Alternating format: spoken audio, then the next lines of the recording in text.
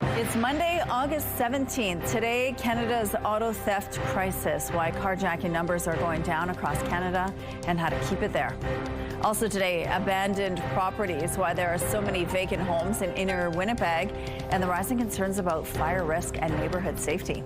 Plus, Canadian Elite Basketball League champions. The Winnipeg Sea Bears beat the Honey Badgers to claim the first CEBL championship, all in front of a packed house. Your Morning Winnipeg starts right now.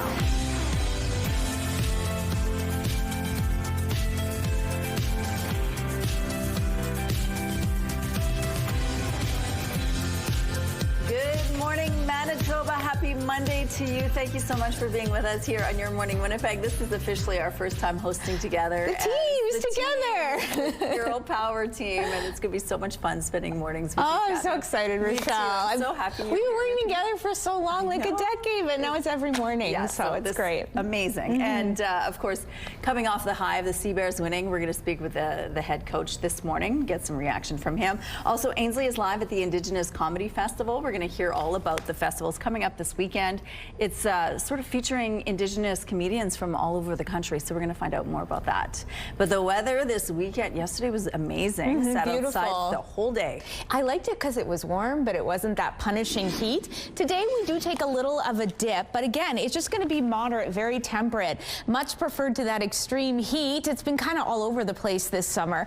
Currently, though, it's a nice start to the day. 16 degrees, fairly overcast. The winds are really strong, as you can tell by our camera, out of the southwest. That will be the case throughout the day. Right now, they're at 27 kilometers per hour. Pressure is falling, humidity sitting at 72%. So yes, all throughout the province, likely going to be a moderate day with our temperatures, but a low chance of some rain and thunderstorms for us here in Winnipeg, but a much stronger one throughout the rest of the province. You can see these very scattered thunderstorms here in southern Manitoba, but really the strongest chance of rain and thunderstorms comes in northern and north central Manitoba. This is care of a low pressure system that's brewing in Nunavut. You can see it's wrapping around northern areas of our province, bringing a good chance of rain, particularly to the northeast. Not a lot of instability.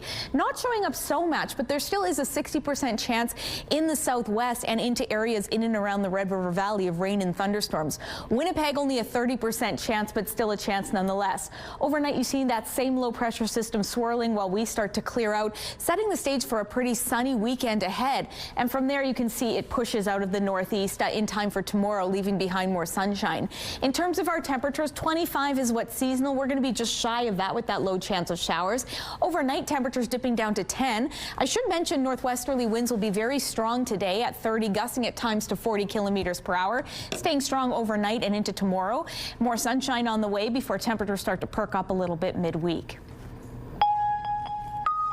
Catherine, after years of auto thefts that reached historic highs across this country, the numbers are now trending downwards. CTV's Kamil Karamali on what's driving this change. Look at this brazen carjacking attempt at this Toronto home. One try after another after another. How many attempts have they made to steal your vehicles? Honestly, I've lost count. Multiple. So Allison Tuckett took action.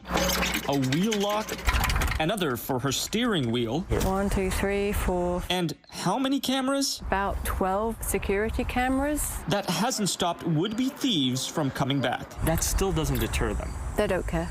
They don't care. Government data shows car thefts have surged after the pandemic, reaching record levels. Crime groups capitalizing on a void in the market left by supply chain issues. Vehicles are being stolen roughly every 5 minutes across the country. But now thefts of vehicles continue to drop across the country. Take a look at the first half of last year, where there were more than 23,000 cars stolen, and compare that to the first half of this year, where there were just over 20,000 vehicle thefts, and that's a drop of more than 10%. That's definitely to do with the different levels of government investment. A couple of years ago, a national summit led to ramped up penalties for car thieves and gave investigators more tools. Perhaps the biggest shift, though, police task forces across Canada started coordinating their efforts. Because these crime groups, they're not keeping their activities to a single municipality or even a single province. And cracking down on one of Canada's hotbeds for stolen stolen vehicle shipments at the Port of Montreal. But credit also goes to Canadians becoming sharper when it comes to safety. That's the chip. Like Dave Howell, showing us his new anti-theft device. A key fob that won't allow the car to start unless it's inside the vehicle, a lesson learned after his SUV was stolen. I'm looking at the parking lot saying, dude, where's my car? You know, I was very, very surprised. Savvy drivers with smarter tech continuing to drive down car thefts. Kamal Karamali, CTV News, Toronto. A for-profit blood plasma collection company stopped accepting donations across the city Friday. Grifols has temporarily paused all plasma collection in Canada. The move comes after 2 Winnipeg donors died. Here's CTV's John Hendricks. The doors are closed at Grifols plasma donation sites in Winnipeg. A posted notice says they have temporarily suspended operations months after 2 people died after donating plasma at their clinics. Although Health Canada found no link between the deaths and the donations. My jaw dropped for a moment. I was amazed that it had finally happened, to be honest. Noah Schultz, the provincial director of the Manitoba Health Coalition, says this is an exciting step, but he wants the pause to be made permanent, believing all plasma and blood donations should be completely volunteer-driven, not for pay. To my mind, this never should have happened in the first place. We never should have offloaded this responsibility onto a private company like Grifols. Health Canada and CBS need to run these things internally. I don't think there's anything wrong with it. This man, who didn't want to be named, says he's donated plasma at Grifols many times. He says it saves lives, and the cash Grifols pays helps the people donating. I guess it's up to the person. If they don't like the fact that they're paying people to do it, that's on them. But I don't mind it. It's extra money. Money that's now unavailable to donors. They become dependent on Grifols through no fault of their own, and now through no fault of their own, that income stream has disappeared. So again, I come back to the fact we never should have set this up in the first place, and we have to stop digging deeper into that hole of dependence to say, well, we simply can't do anything different. It all starts thanks to the generosity of donors. For its part, a spokesperson for Grifols tells CTV News it has implemented policies and processes that go beyond regulatory requirements to enhance donor safety and benefit patients. And, quote, in light of the unfounded attention that has been focused on compensated plasma collection, Grifols has proactively and voluntarily decided to pause plasma collection activities at all its plasma donation centers in Canada. It will allow Grifols to work with Health Canada and Canadian Blood Services on the framework needed to support the continued development of a sustainable and robust plasma collection network. John Hendricks, CTV News, Winnipeg. A spokesperson for Health Canada says an investigation found several compliance concerns. It issued a notice of a non-compliance rating for Grifols' Taylor Avenue site. The Federal Health Department says those compliance concerns need to be addressed, and it welcomes the operator's decision to temporarily close its collection sites while it does so. Canadian Blood Services says this won't affect the availability of plasma products for patients. A 29-year-old man is facing charges following a hit and run that left a child with serious injuries. It happened Thursday afternoon in West Kildonan at around 5:30 in the 500 block of North Point Boulevard. Investigators say the child was riding a bicycle on a sidewalk when they were hit by a truck leaving a parking lot. The driver left the scene before officers arrived. Police say the child was sent to hospital in unstable condition and was later upgraded to stable. A 29-year-old man is charged with dangerous driving, causing bodily harm, and failure to stop at the scene. Construction in Transcona South may impact your morning commute. The city says starting at 7 this morning, Plessis Road between Autumn Way and Camille Sis Street will be closed to traffic in both directions. Southbound lanes between Camille Sis Street and Dugald Road will also be closed. A section of Plessis between Fermor Avenue and Autumn Way will be opened in both directions temporarily until Friday. The city says this construction project is expected to continue until later this year. You may not know this, but armadillos are pretty cute. These two live at the Toronto Zoo, which showed off their unique style last week during National Armadillo Day. Yes, that's a thing. These two are actually different species of armadillo. One is a screaming hairy armadillo who can let out a loud squeal when threatened. The other is a three-banded armadillo, which rolls up into a ball when scared. Here's a look outside now at what's going on at Confusion Corner. It looks like things are still starting off this morning. No real issues to tell you about at this point in the drive, though. If you see anything out there, please text them to us at 10400. All right, let's go now to Ainsley, who's live this morning, telling us all about the Indigenous Comedy Festival that's coming up this weekend. Hello. Hi, good morning. 28th and 29th.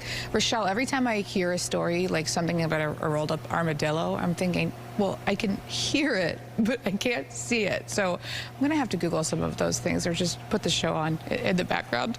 The Must Be Nice comedy show is a tour now across Western Canada, and we're going to be chatting with a series of Indigenous comedians locally who are going to be taking part in that show, or those shows, I should say. And also, they're the next generation of Indigenous comedians. There's stand-ups, there's people who kind of have got their start through online comedy as well. Shout out to Tracy McKay. So Jeff Gobeil, who just got off a fantastic Fringe run, Brady Home, and Caitlin Brightnose are the individuals we were chatting with this morning. Don't go anywhere. Okay, thank you, Ainsley. Let's go out to the rooftop now. It is still dark out there this morning. I was surprised to see that. Dark, it's pretty breezy out here, Rochelle, and there's some rather angry-looking clouds out here. That's because we have this very low chance, but a chance nonetheless in Winnipeg right now and all through the day, perhaps, of rain and thunderstorms. Still, it's 16 degrees and overcast. I mentioned those winds. They're out of the west-southwest at 21 kilometers per hour. Strong to kick us off, and they'll get even stronger throughout the day. Pressure falling, humidity sitting at 76%. I'm noticing my plants didn't fare too well in my absence. So today we'll be dealing with plenty of sunshine. Your plants will be soaking up all that vitamin D. Mix of sun and cloud for us here in Winnipeg, but I mentioned that looming chance of rain and thunderstorms. For us here in Winnipeg, it's about a 30% shot. Mix of sun and cloud. Temperatures in the low 30s, low 20s, excuse me, below seasonal, 23 for us here in Winnipeg. But basically all throughout the rest of the province has a stronger chance of rain and thunderstorms. That's from this low pressure system. The bulk of it likely hitting in the northeast, in and around Thompson and Churchill. Rain expected off and on throughout the day, 10 to 20 millimeters worth before tapering off tomorrow, while we'll likely stay dry in the south and deal with plenty of sunshine. I'm going to head inside, maybe grab some water for these plants, but stay with us. So much more Your Morning Winnipeg on the other side. Weather is brought to you by Canadian Footwear, helping you find the perfect fit.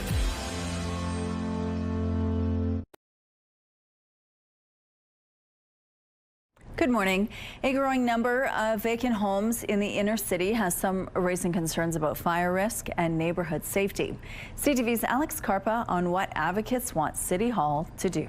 See, it's burned up out there. Sel Burrows says he's seeing a growing number of homes become vacant or boarded up in his Winnipeg neighborhood, and says a lack of investment in repairing abandoned properties in the inner city is making the problem worse. Many of these structures have been damaged or destroyed by fire, often started by people seeking shelter in vacant homes. He believes repairing these homes and turning them into affordable, low-income rentals could help prevent fires by giving people safe places to live. For $25,000, $50,000 grants to some of these owners, we could get these places back, providing low-cost rental housing. The City of Winnipeg says they are pushing enforcement on landlords in over 800 vacant properties, the majority of which are residential units. The city has also increased taxes on vacant properties and introduced stricter requirements to deter vacancy. Yeah, so this is like just totally unacceptable. But a local neighborhood association says that doesn't go far enough. We have a plan to go ahead, and if the houses are plowed down, can't be fixed, let's plow them down, get new houses in their place. Winnipeg is piloting a program that sells select vacant lots to nonprofit social enterprises to use the land to build affordable homes for low-income families. Project lead Sherry Bailey says 3 homes have been built with another 5 scheduled. What we are trying to do is develop a workforce and provide opportunities for people facing barriers to employment. And in doing that, we're building affordable homes. Burrows wants to see more commitment from the city. All it takes is more energy and more commitment to action rather than avoiding it. Alex Carpa, CTV News, Winnipeg. City councillors have rejected a plan for a sizable development in South Transcona. By virtue of where this is geographically located and the complexity of the site, it's impossible to build this without massive amounts of new capital spending that we don't have now and will probably never have. The proposal involved the development of some 1,300 acres between Plessis Road and Murdoch Road south of Dugald. It was expected to provide some 7,800 housing units and support 950 jobs. However, the East Kildonan Transcona Community Committee gave the idea a thumbs down, mainly citing cost as a factor. In its decision, the committee says it would require at least $200 million of capital investment, which would be entirely funded by debt. It also raised concerns about the loss of agricultural land and the financial implications for existing residents who would have to hook up to the city's sewer system. The committee's recommendation still needs to make its way through City Hall, with full council having the final say. Trade negotiators are working up to the wire to reach a deal before new tariffs hit on Wednesday. I think that many Canadians, while they would like to continue to maintain the elbows up, would not appreciate what that actually means. Canada's top trade negotiators spent the weekend in Washington. Canada-U.S. Trade Minister Dominic LeBlanc and Chief Negotiator Janice Chaudette met with U.S. Trade Representative Jameson Greer. They held a virtual meeting because yesterday was Greer's birthday. Many experts say the two sides are still far apart, and the Globe and Mail is reporting tariffs on lumber and autos are the main sticking points. If no deal is reached by Wednesday, the U.S. has promised 50% tariffs on billions of dollars of Canadian exports. No word on whether Canada would implement any retaliatory measures. Ontario is set to roll out new bail requirements today, which the province claims will improve accountability and ensure compliance. Under the new rules, an accused who is released on bail will have 2 business days to provide a cash security deposit in the full amount pledged, and officials will gain enhanced collection tools for bail debt. For example, wage and bank account garnishment and property liens, seizures and sales. A surprising admission from one of the biggest soccer stars on the planet, Cristiano Ronaldo, telling Vogue magazine in an interview published Sunday that this will probably be his last year playing football and that he wants to leave a, quote, spectacular legacy. The 41-year-old has been playing for over 2 decades and has been a key component of Portugal's national team. He is the most followed athlete in the world with over 940 million total followers. The Winnipeg Sea Bears are champions.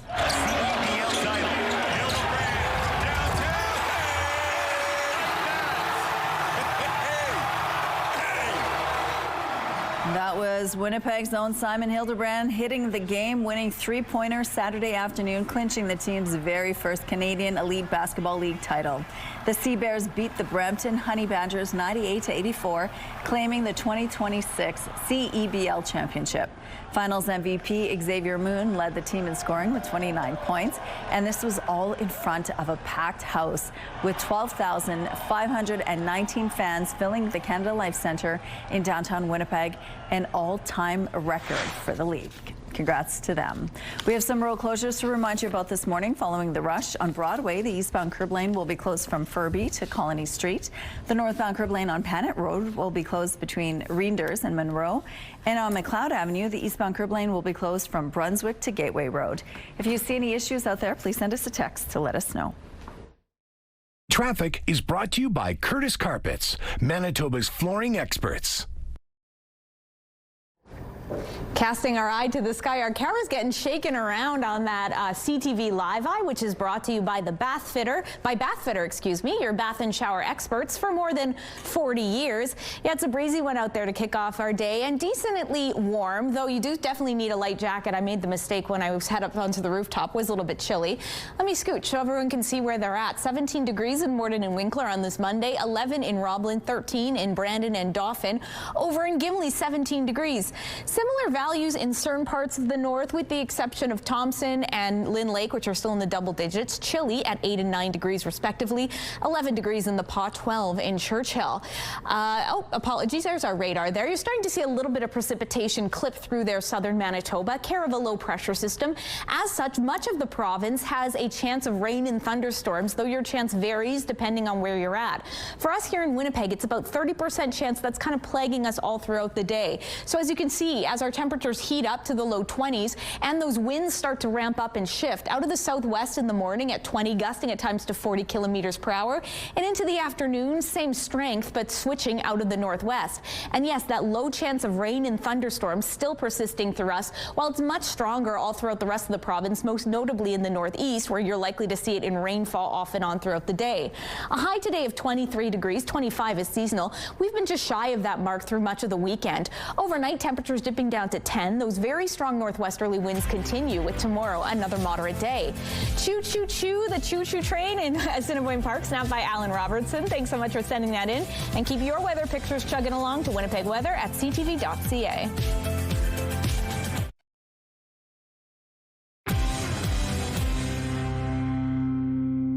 Good morning. A dire warning from a top fire official in this country over the dangers of lithium-ion batteries. Blamed for dozens of destructive fires recently, some of them fatal. CTV's Adrian Gabriel on the calls for action to protect the public.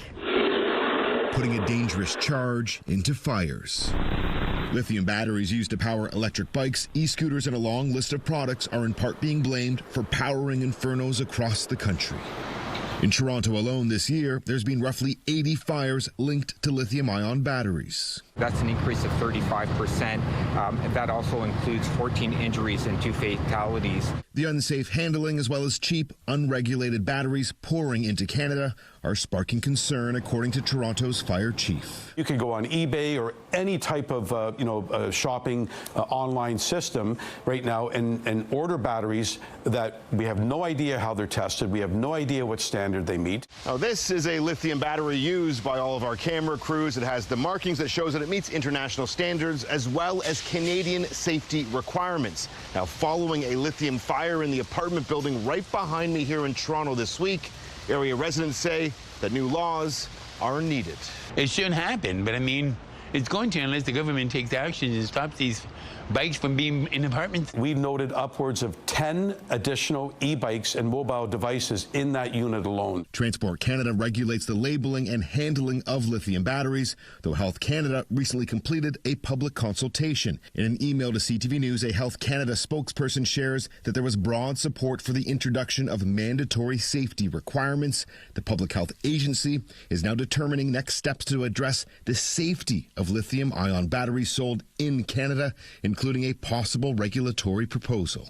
In Ontario, the Office of the Fire Marshal oversees fire safety codes. We need the federal government to come to the table to work collaboratively with us, and we need the Fire Marshal's Office of Ontario to work with us to look at potential amendments to the fire code.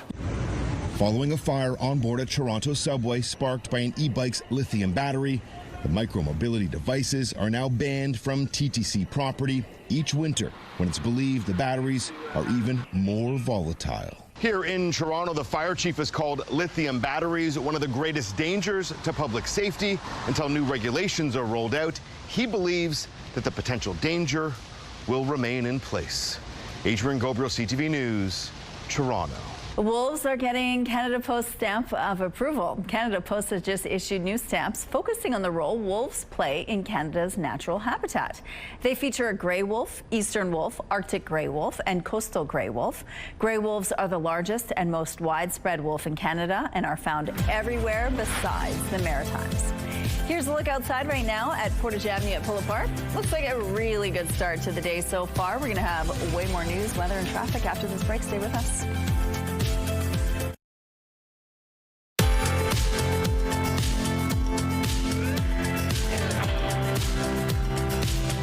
A breezy and cloudy start to your Monday. 16 degrees out there, winds out of the west-southwest at 21 kilometers per hour. The sunrise putting on a bit of a light show. It's quite pretty.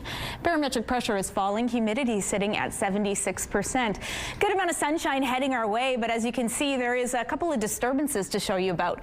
This low pressure system that's mostly concentrating its efforts, if you will, over the northeast. However, there is a good amount of rainfall still concentrated over the south, bringing a strong chance of rain and thunderstorm through most areas. But for us, it's only at about 30% chance. More likely a mix of sun and cloud for us today. A high of 23 degrees. 25 is just is seasonal, so we're just shy of that. Winds, meanwhile, will be shifting out of the northwest at 20, gusting at times to 40 kilometers per hour. Staying pretty blustery overnight with those northwesterly winds. Temperatures dipping down to 10. And again, that low chance of rain or thunderstorms. If we get any of that action, it'll likely be very short-lived, very scattered, nothing substantial. And then into tomorrow, much the same. A high of 23 degrees, a carbon copy if anything, a mix of sun and cloud, and again those strong northwesterly winds at 20, gusting at times to 40 kilometers per hour. My job is too easy on the day back because as you can see, we're sticking around the mid to upper 20s. We're back above seasonal midweek with lots of sunshine, taking a slight dip into the weekend, but it's still looking picture perfect with plenty of sunshine. And those overnight lows a bit cooler, starting to feel that bit of fall creep in, low teens with those strong winds and a bit of cooler air as well, that humidity in our rearview mirror. Thank you, Catherine. A new name has been added to a monument honoring those killed by impaired drivers. On Saturday, MAD Canada unveiled its Manitoba Memorial Monument at the Glen Eden Cemetery. It holds the names of 86 victims who have died in drug and alcohol-related crashes. Robbie Anderson, a 27-year-old man who was killed in a crash 10 years ago, was added to the memorial. His family says it is a fitting way to mark the heavy anniversary. Seeing his name on the monument just puts it in perspective how many victims there has been and the impact felt, you know, not through just their families but throughout the community as well. So yeah, it really helps a lot to be able to experience that with others. Robbie's family was one of several who attended and took part in the somber ceremony aimed at raising awareness about the dangers and consequences of impaired driving. An update now to a story we brought you last month. The RM of East St. Paul has quietly updated its website to show the list of prospective candidates for its upcoming election. As we told you previously, some candidates and residents told us they were concerned by a perceived lack of transparency over the RM's decision not to publish the names of people seeking election until a month before polls open. At the time, a spokesperson told us the practice was in line with provincial law, and while that may be the case, observers and the municipal relations minister told us it's much more helpful for voters for that information to be published as early as possible. The RM's website now shows a list of prospective candidates who will officially be declared candidates once the nomination period begins in mid-September. In an email response to questions, CAO Suzanne Ward said the RM previously indicated only the list of official candidates would be available after the nomination period, which remains the case. She goes on to say the information now available lists the prospective candidates as the election process progressed. The RM determined it was appropriate to make the information available, while indicating on the website registration doesn't mean an individual is an official candidate. Statistics Canada is set to report fresh inflation figures for July this morning. A poll of economists expects the annual rate of inflation ticked up to 2.9% last month after cooling sharply to 2.8% in June, according to LSEG data and analytics. Canadian drivers found relief at the gas pumps in June as peace talks in the Iran war progressed and reined in global oil prices. But economists say progress taming inflation likely reversed course last month as renewed hostilities in the Middle East sent gas prices higher again. The July inflation figures will mark the Bank of Canada's last look at price data before its next interest rate decision on September 2nd. The central bank has held its policy rate steady at 2.25% in 6 consecutive decisions as it tries to balance volatile global energy prices and U.S. tariffs hampering the economy. Visitors from around the world, France, Northern Ireland, Mexico and beyond are coming all the way to a small family-run restaurant in rural Manitoba. CTV's Danton Unger explains how a social media challenge has put this little restaurant on the map.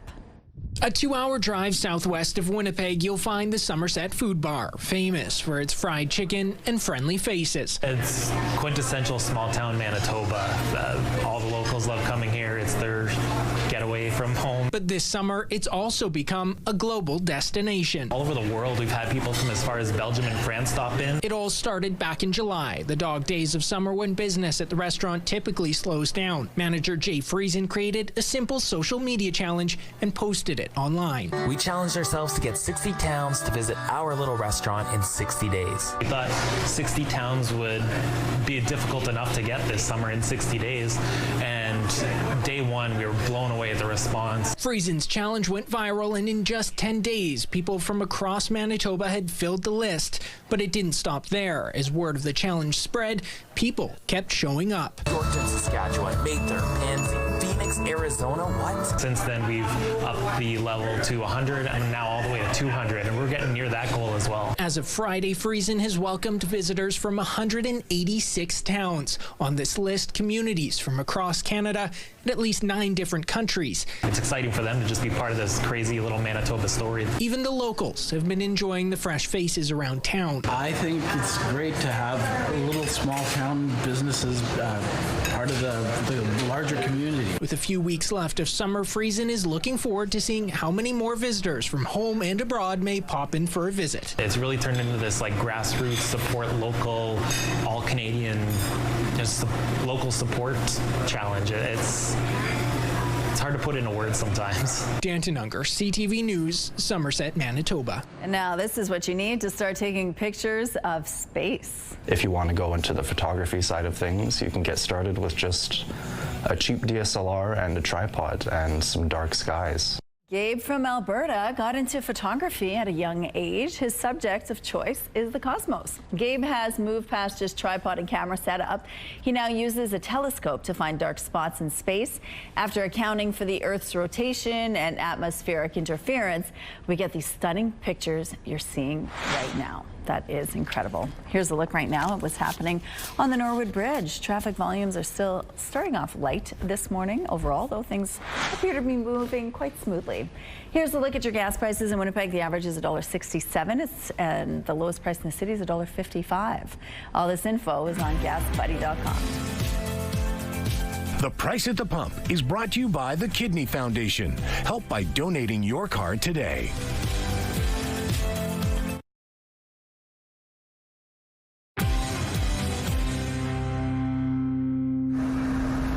Decently sunny out here to kick off the day, though not terribly warm. 16 degrees here in Winnipeg. 1 or 2 clouds speckling the skies, pretty gray in fact.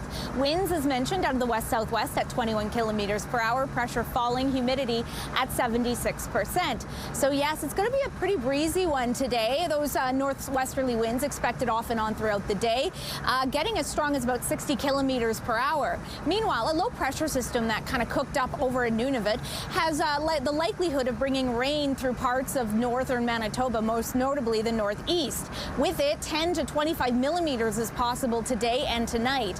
There also is a strong chance of rain and thunderstorms in areas in the south. For us here in Winnipeg, a 30% shot, but much of the Red River Valley has a stronger chance of that, as does Brandon and Neepawa, while Dauphin and Swan River likely to stay dry.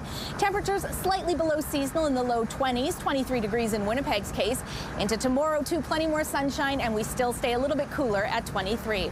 Our own funny lady Ainsley McPhail is learning all about the Indigenous Comedy Festival. What do you got for us, Ainsley? We are at Devil May Care Brewery. That's where it's taking place on the 28th and 29th. Jeff Gobeil is one of the comedians behind it. Good morning, Jeff. Good morning, Ainsley. Tell us all about the fest. Yes, the Must Be Nice Indigenous Comedy Festival will take place August 28th, 29th, featuring 12 different Indigenous stand-ups. It's very much a comedy showcase and a celebration of Indigenous culture. Okay. So who is this for? Everyone can come?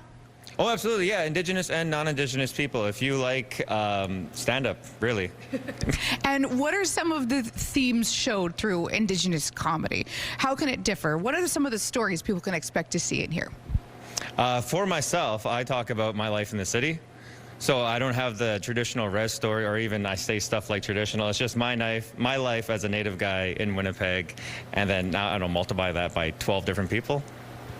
Different perspectives, of course. I've seen your Fringe show. It is sublime. You explore a lot of very serious and traumatic topics. Is that seen in your stand-up? I've pulled back. I've learned to pull back. Yeah, I can be quite dark and heavy, but I think I put a lot of that energy into the Fringe show, so what's left in my stand-up act is a lot more approachable, I'll call it that, yes. You guys aren't the first group of Indigenous comedians. You certainly won't be the last, but what does it mean to be the next generation? Oh, wow, yeah, great question. It's honestly, it's an honor. I have to say that for everyone who has come before us. Indigenous stand-up is one of the first times I've ever seen Indigenous people portrayed positively in media, and then to see the people, even just locally, who came before us, who've been doing it 10 plus years. What does it mean to myself? Yeah, it's an honor. It feels like I'm carrying this torch, and I'm hoping that I'm paving the way for the next generation of Indigenous stand-ups. Thank you so much. You can find tickets on a link on our website. More coming up after the break.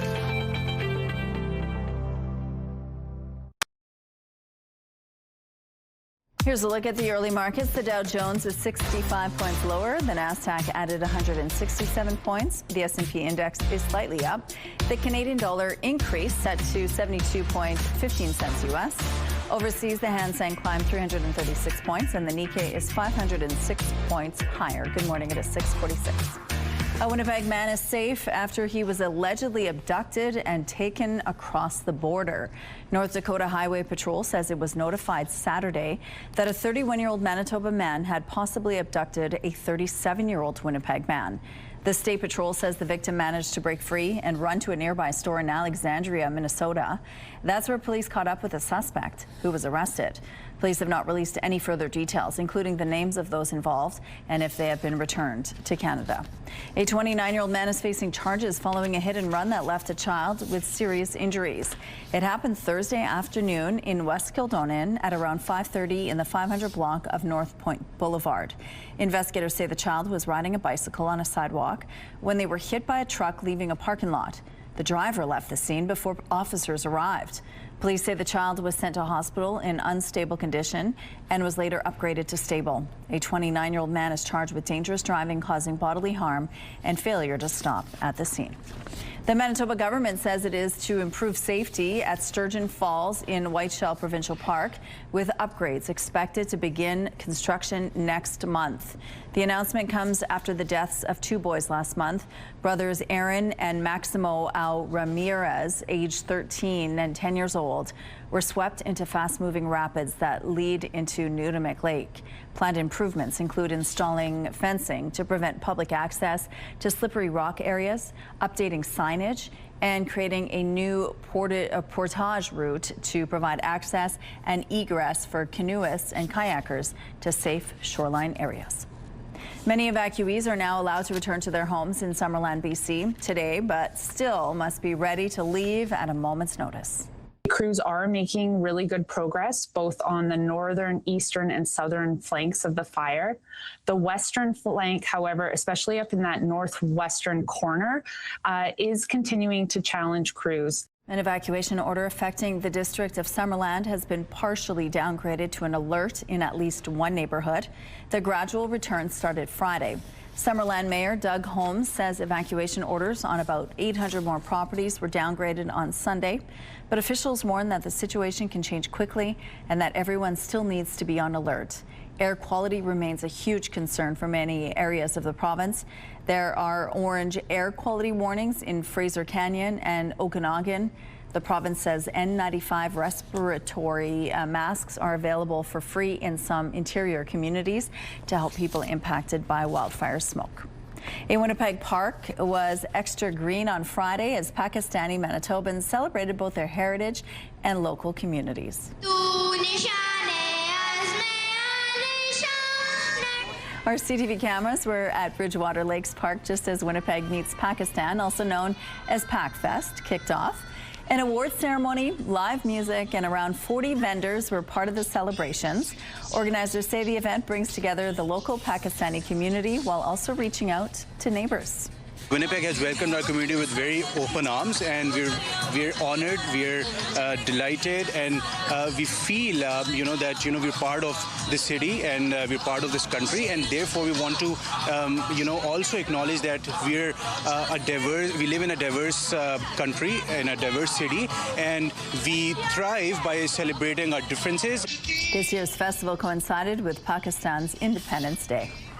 A brand new sculpture has been unveiled in St. Thomas, Ontario. I grew up around the corner my whole life, so it was really cool to be asked to create a piece here.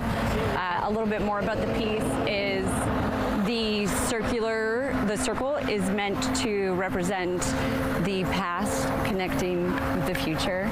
Local artist Brianni Douglas created the nearly 8-meter tall work. It's located at the gateway to the city's new industrial park.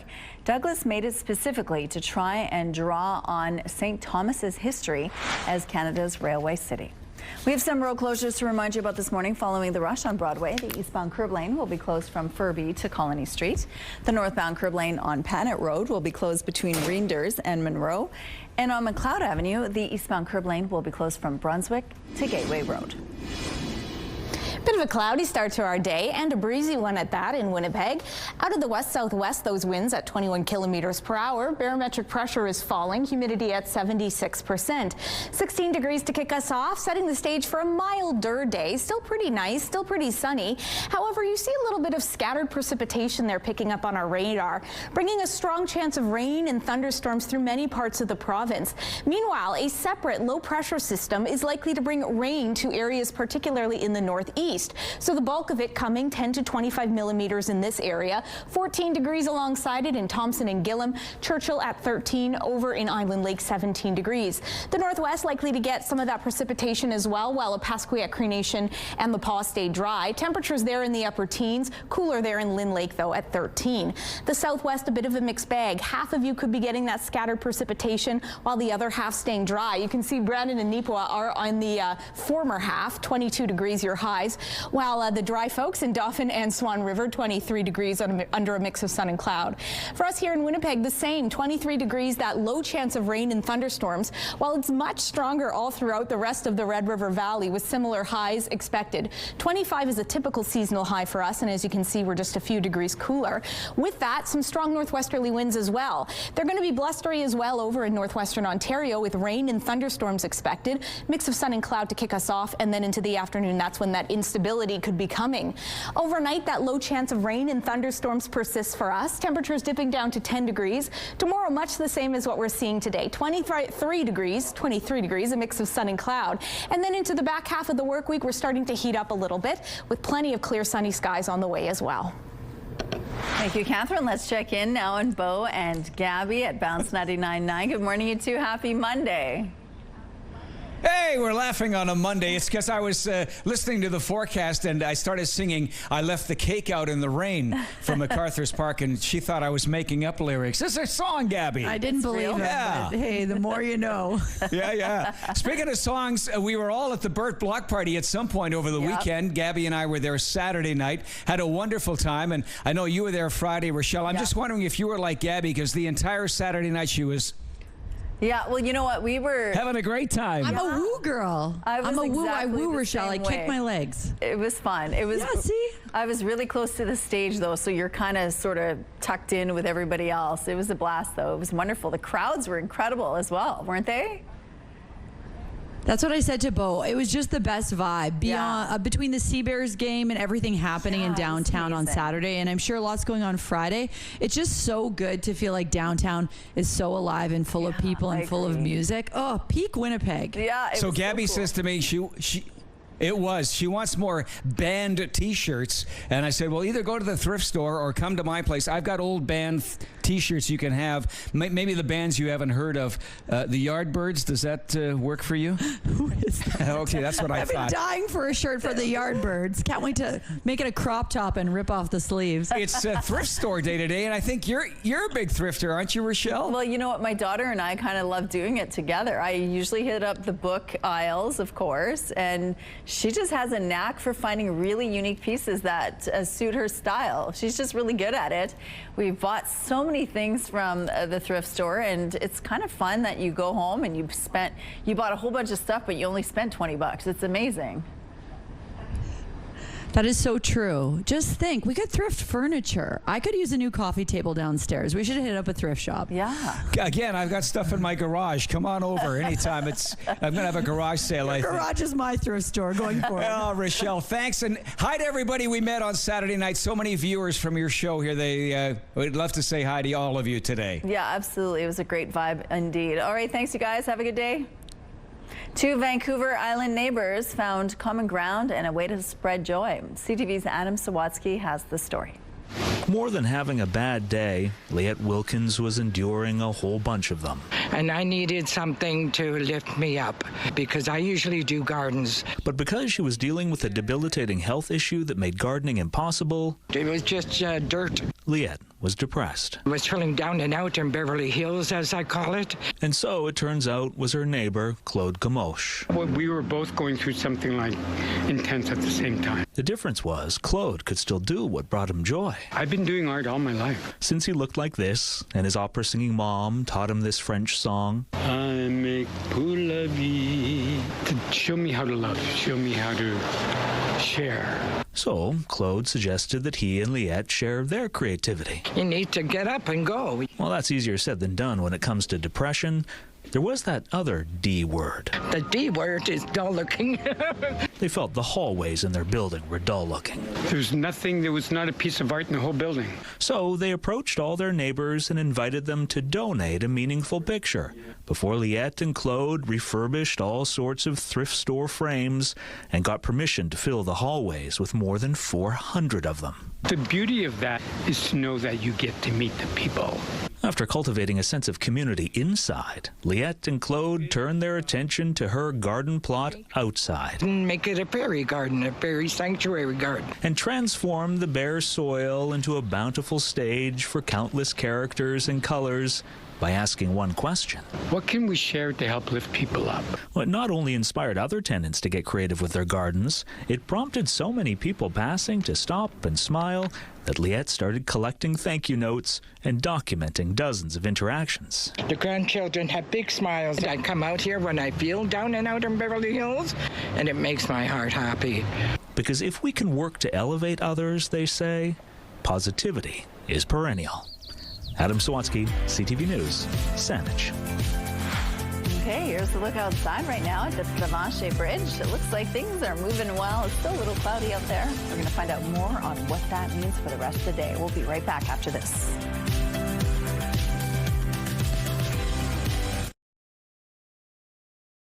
It's Monday, August 17th. Today, concern over costs, why city councilors shot down a plan for South Transcona development. Plus, vaccine verification, how the European Union is helping in the fight against Lyme disease. And a warning for commuters, where construction is expected to impact Monday morning traffic. Your Morning Winnipeg starts right now.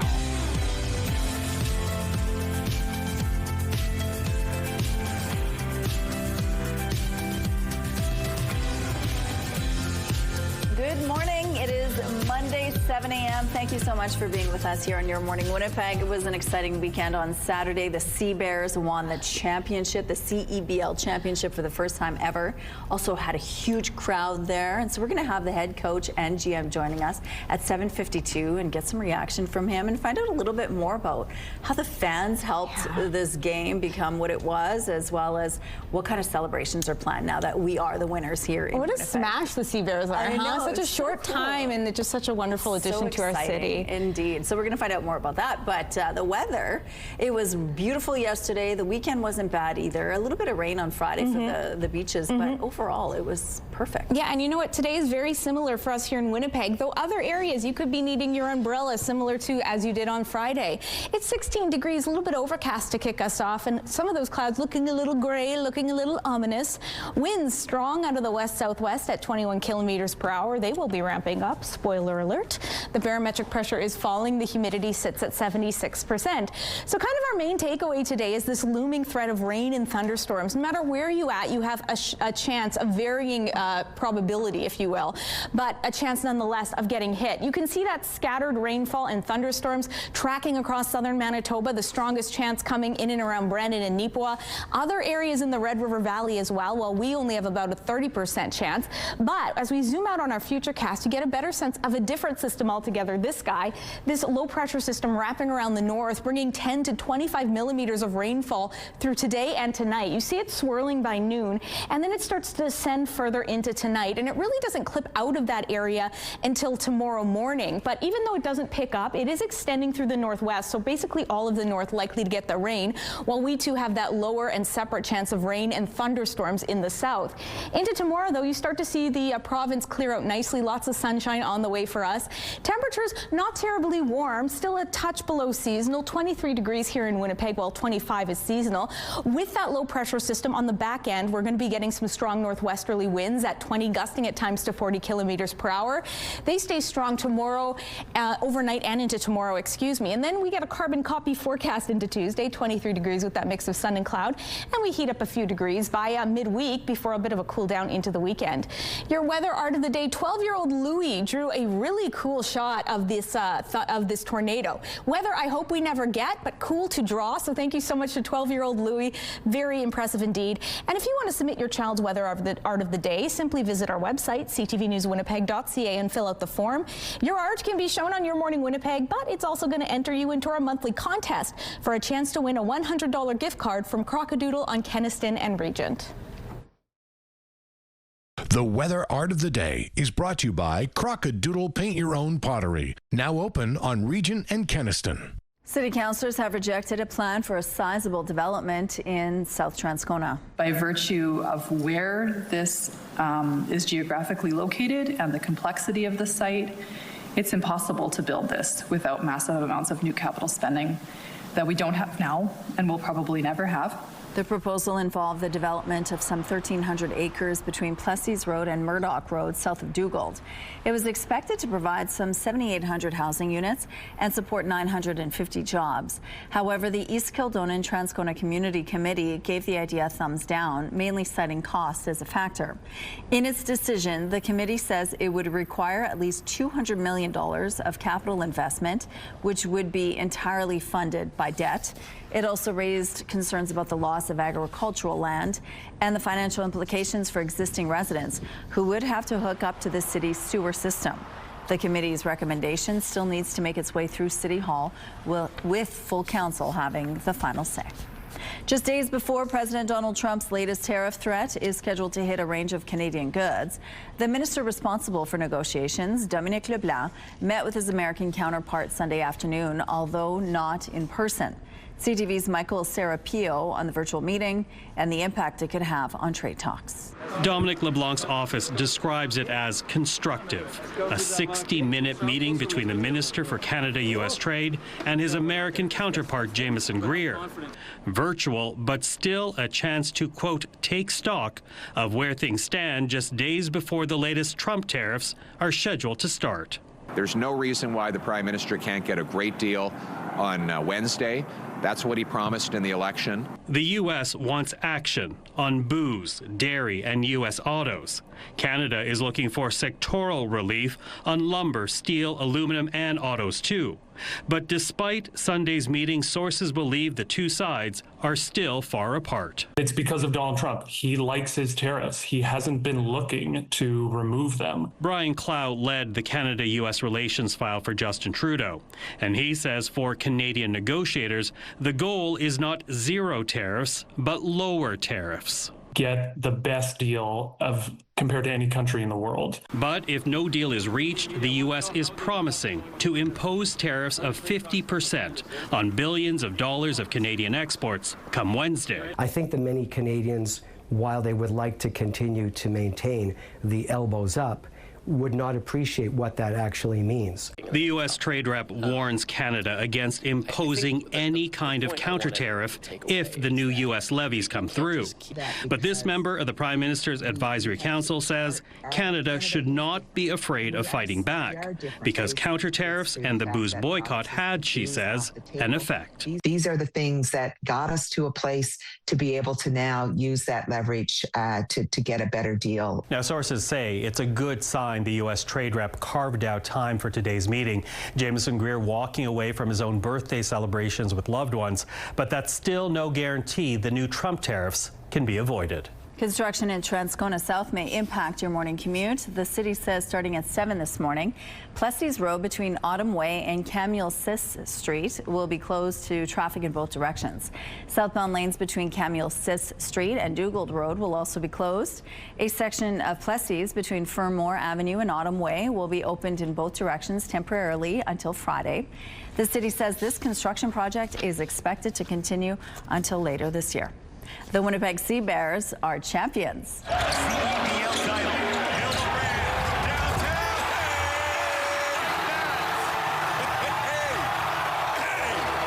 That was Winnipeg's own Simon Hildebrand hitting the game-winning three-pointer Saturday afternoon, clinching the team's very first Canadian Elite Basketball League title.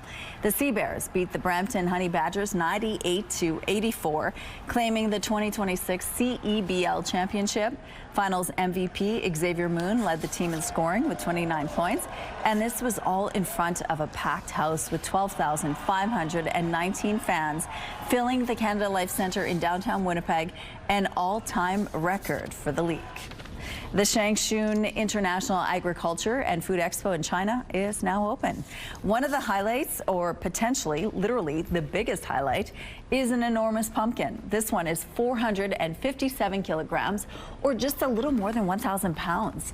That's a lot of pies, or it would be if these giant pumpkins were good for eating.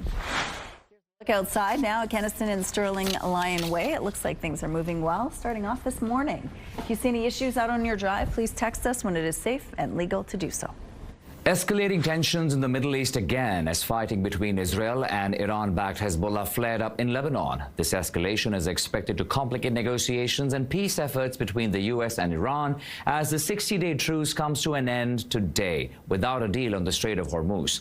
The price of Brent crude has gained more than 5% since the start of last week to more than $88 a barrel as the prospects further dimmed for a swift reopening of Hormuz, through which a fifth of the world's oil and gas transited before the war. Technology stocks lifted global equities after stellar revenue growth at Anthropic PBC bolstered the view that massive spending on artificial intelligence will be sustained. Fresh evidence of surging demand for the technology came after Claude chatbot maker Anthropic, which told prospective investors its second quarter revenue jumped at least 14-fold from the same period in 2025. And market expectations for further tightening are building around the world, spelling trouble for bonds as traders see borrowing costs rising faster in Japan, Canada, the Eurozone and the UK than in the US over the next year. Central banks are facing overlapping pressures from higher oil prices, heavy government spending and an AI investment boom that's supercharging growth, leading to inflation across countries in the Organization for Economic Cooperation and Development hitting a 2-year high. Those are your morning business headlines. For BNN Bloomberg, I'm Akshay Tandon. Well, let's go back now to Ainsley, who's live this morning telling us about the Indigenous Comedy Fest that is happening this weekend. Good morning. Good morning. It's called the Must Be Nice Comedy Festival, happening August 28th and 29th at Devil May Care Brewery, where we are right now. Now, stand-up comedy in Canada, not the most glamorous of industries. I was actually on a show with a group of Indigenous comedians, many of which you're going to be seeing this morning. Jeff Gilbeal, Caitlin Brightnose, and Brady Holm coming up at 7:27. And at the Wellness Lodge in Hillside Beach, the group of us did a show for knowledge keepers and elders. Not too many people there, but still, they had people howling. We're going to be hearing about that lens, that perspective, and the next generation of Indigenous comedians in Manitoba. Okay. Rochelle. Thank you, Ainsley. Let's go out to the rooftop now. The sun, it doesn't look like the sun is shining yet. You know what? It's kind of, we're playing chicken with this system, Rochelle, that's bringing some gray skies and a chance of rain and thunderstorms throughout the day. You can start to feel it turn right now. It's 13 degrees, though there's a few sunny patches here or there. Winds are starting to ease out of the south-southwest at 7 kilometers per hour. We haven't seen the last of them. They'll be ramping up again. Barometric pressure, rising, humidity at 91%. So yes, we've kind of got two separate systems in play here in Manitoba. To the north, a low pressure system that first popped up over Nunavut. It's starting to slump into northeastern Manitoba particularly, but the northwest likely to get some rain as well. With it, 10 to 25 millimeters could be coming to the northeast today and tonight, alongside some strong northwesterly winds that will also extend to the south, as strong as 20 to 40 clicks into the afternoon. Meanwhile, a separate, very scattered system brings a chance of rain and thunderstorms to Brandon, Nipawin, strong chance at about 60%. Same for the majority of the Red River Valley. Winnipeg, though, we're only pegged at about 30% chance. So if we get it, which we're starting to feel like maybe things are shifting, it'll be short-lived, very scattered, nothing terribly organized. Temperatures a little bit cooler in the low 20s. For us in Winnipeg, that's 23 degrees, touch below seasonal. Into tomorrow, much of the province clears out, lots of sunshine, and temperatures sticking around the same degrees, or same mark rather, in the low 20s. Weather is brought to you by Mr. Lube Plus Tires, proudly keeping Canadians rolling for 50 years. Thank you, Catherine. It's time now for a question of the day. Today is National Thrift Shop Day. So we want to know, do you do any thrifting? And if so, show us some really cool finds, maybe even a picture.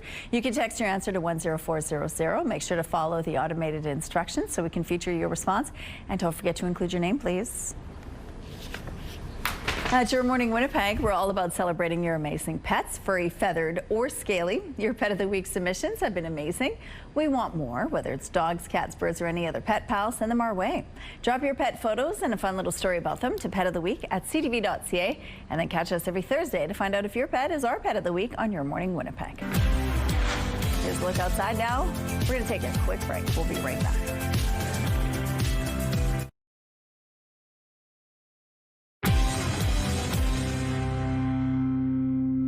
Good morning. A new name has been added to a monument honoring those killed by impaired drivers. On Saturday, MAD Canada unveiled its Manitoba Memorial Monument at the Glen Eden Cemetery. It holds the names of 86 victims who have died in drug and alcohol-related crashes. Robbie Anderson, a 27-year-old man who was killed in a crash 10 years ago, was added to the memorial. His family says it is a fitting way to mark the heavy anniversary. Seeing his name on the monument just puts it in perspective how many victims there has been and the impact felt, you know, not through just their families but throughout the community as well. So yeah, it really helps a lot to be able to experience that with others. Robbie's family was one of several who attended and took part in the somber ceremony aimed at raising awareness about the dangers and consequences of impaired driving. Ontario is set to roll out new bail requirements today, which the province claims will improve accountability and ensure compliance. Under the new rules, an accused who is released on bail will have 2 business days to provide a cash security deposit in the full amount pledged. And officials will gain enhanced collection tools for bail debts, for example, wage and bank account garnishment and property liens, seizures and sales. Police arrested a 19-year-old hiding in a dorm closet at Virginia State University following a campus shooting that wounded 5 people, including 1 critically. Police say 19-year-old Cameron Harris of Henrico, Virginia, is not a student at the university. 4 of the 5 people injured were also not students. They range in age from 17 to 23.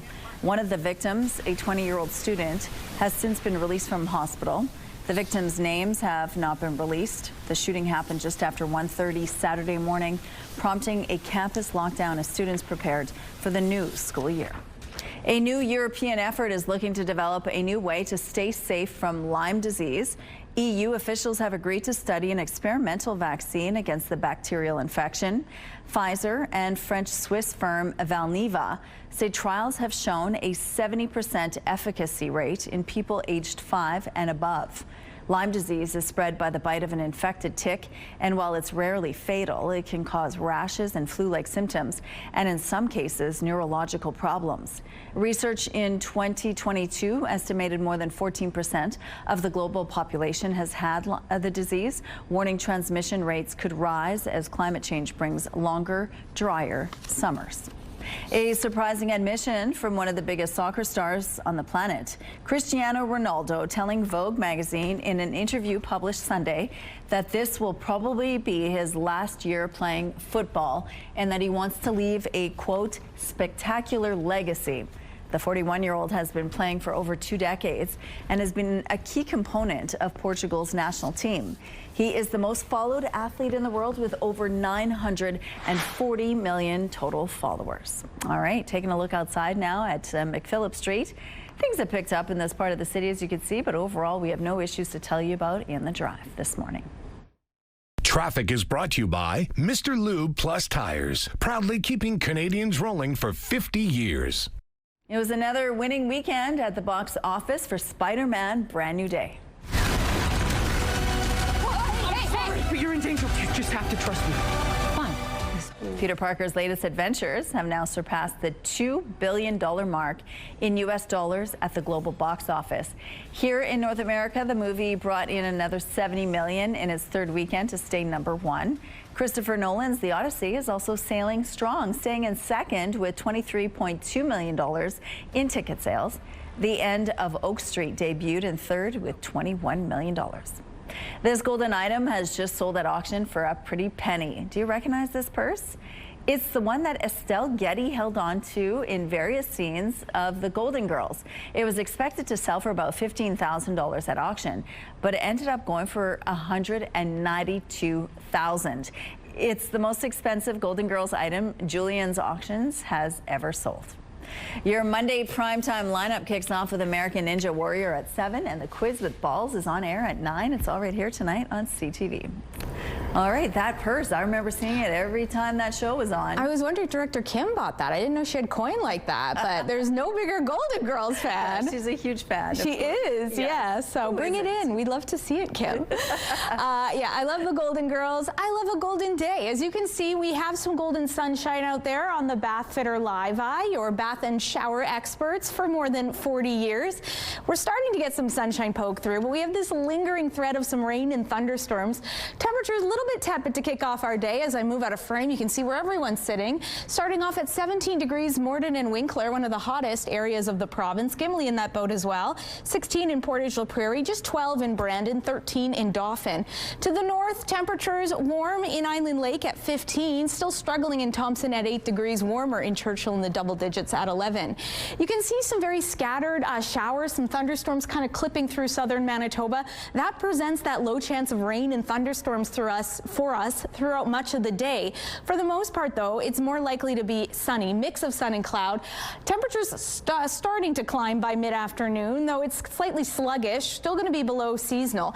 And these winds starting out of the southwest strong at 20, gusting at times to 40 kilometers per hour, and then shifting into the afternoon out of the northwest.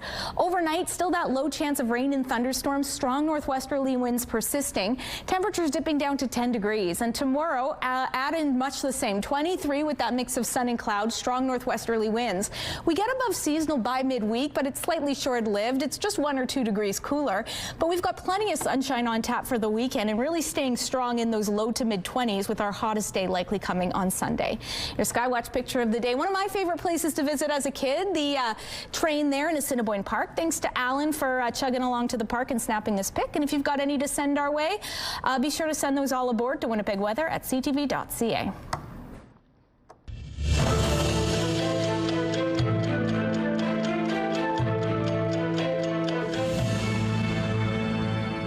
August 17th, 1896. 3 prospectors found gold at Rabbit Creek, a tributary of Yukon's Klondike River, leading to the Klondike Gold Rush. After news of the strike reached the outside world, thousands of miners poured into the territory. It's estimated more than $100 million in gold was recovered in the region during the next 8 years. August 17th, 1951. The American Telephone and Telegraph Company inaugurated its microwave radio relay system for transmitting telephone calls and television programs between New York City and San Francisco. The system was based on an extensive network of microwave relay towers. August 17th, 2008. American swimmer Michael Phelps became the first person to win 8 gold medals at a single Olympic Games, teaming with 3 others to win the 4x100 medley relay at the Beijing Games. He beat the previous record of 7 gold medals set in 1972 by swimmer Mark Spitz. Breaking overnight, Hayden Panettiere, the actress who went from Heroes cheerleader to country stardom on Nashville, has died. In recent months, she had spoken openly about her struggles with addiction and depression. Here's ABC's Rena Roy. Hayden Panettiere began acting when she was a baby, appearing in a commercial at just 11 months old. I'm so happy. As a child, she landed roles in Remember the Titans.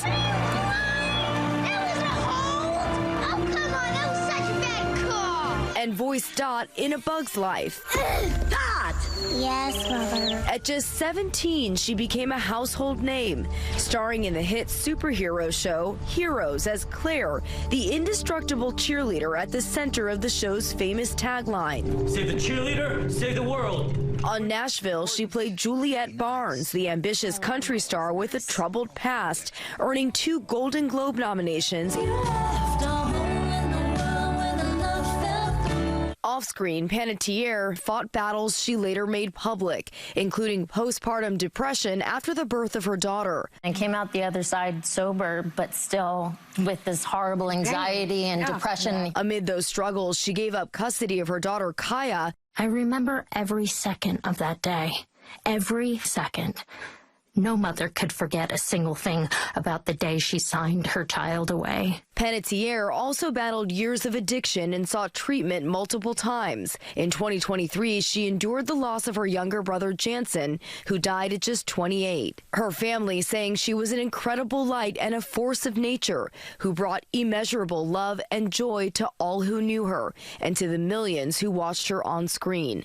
Hayden Panettiere was 36. Rena Roy, ABC News, New York. Good morning. Ainsley's hanging out at the Devil May Care Brewing Company this morning, and that's because there is an upcoming comedy festival. It's called the Must Be Nice Indigenous Comedy Festival. Hi, Ainsley. Hi, good morning. Our resident Inuit comedian, Brady Holm, is joining me now. Brady, you're 21 years old in a comedy festival. What does it mean to you?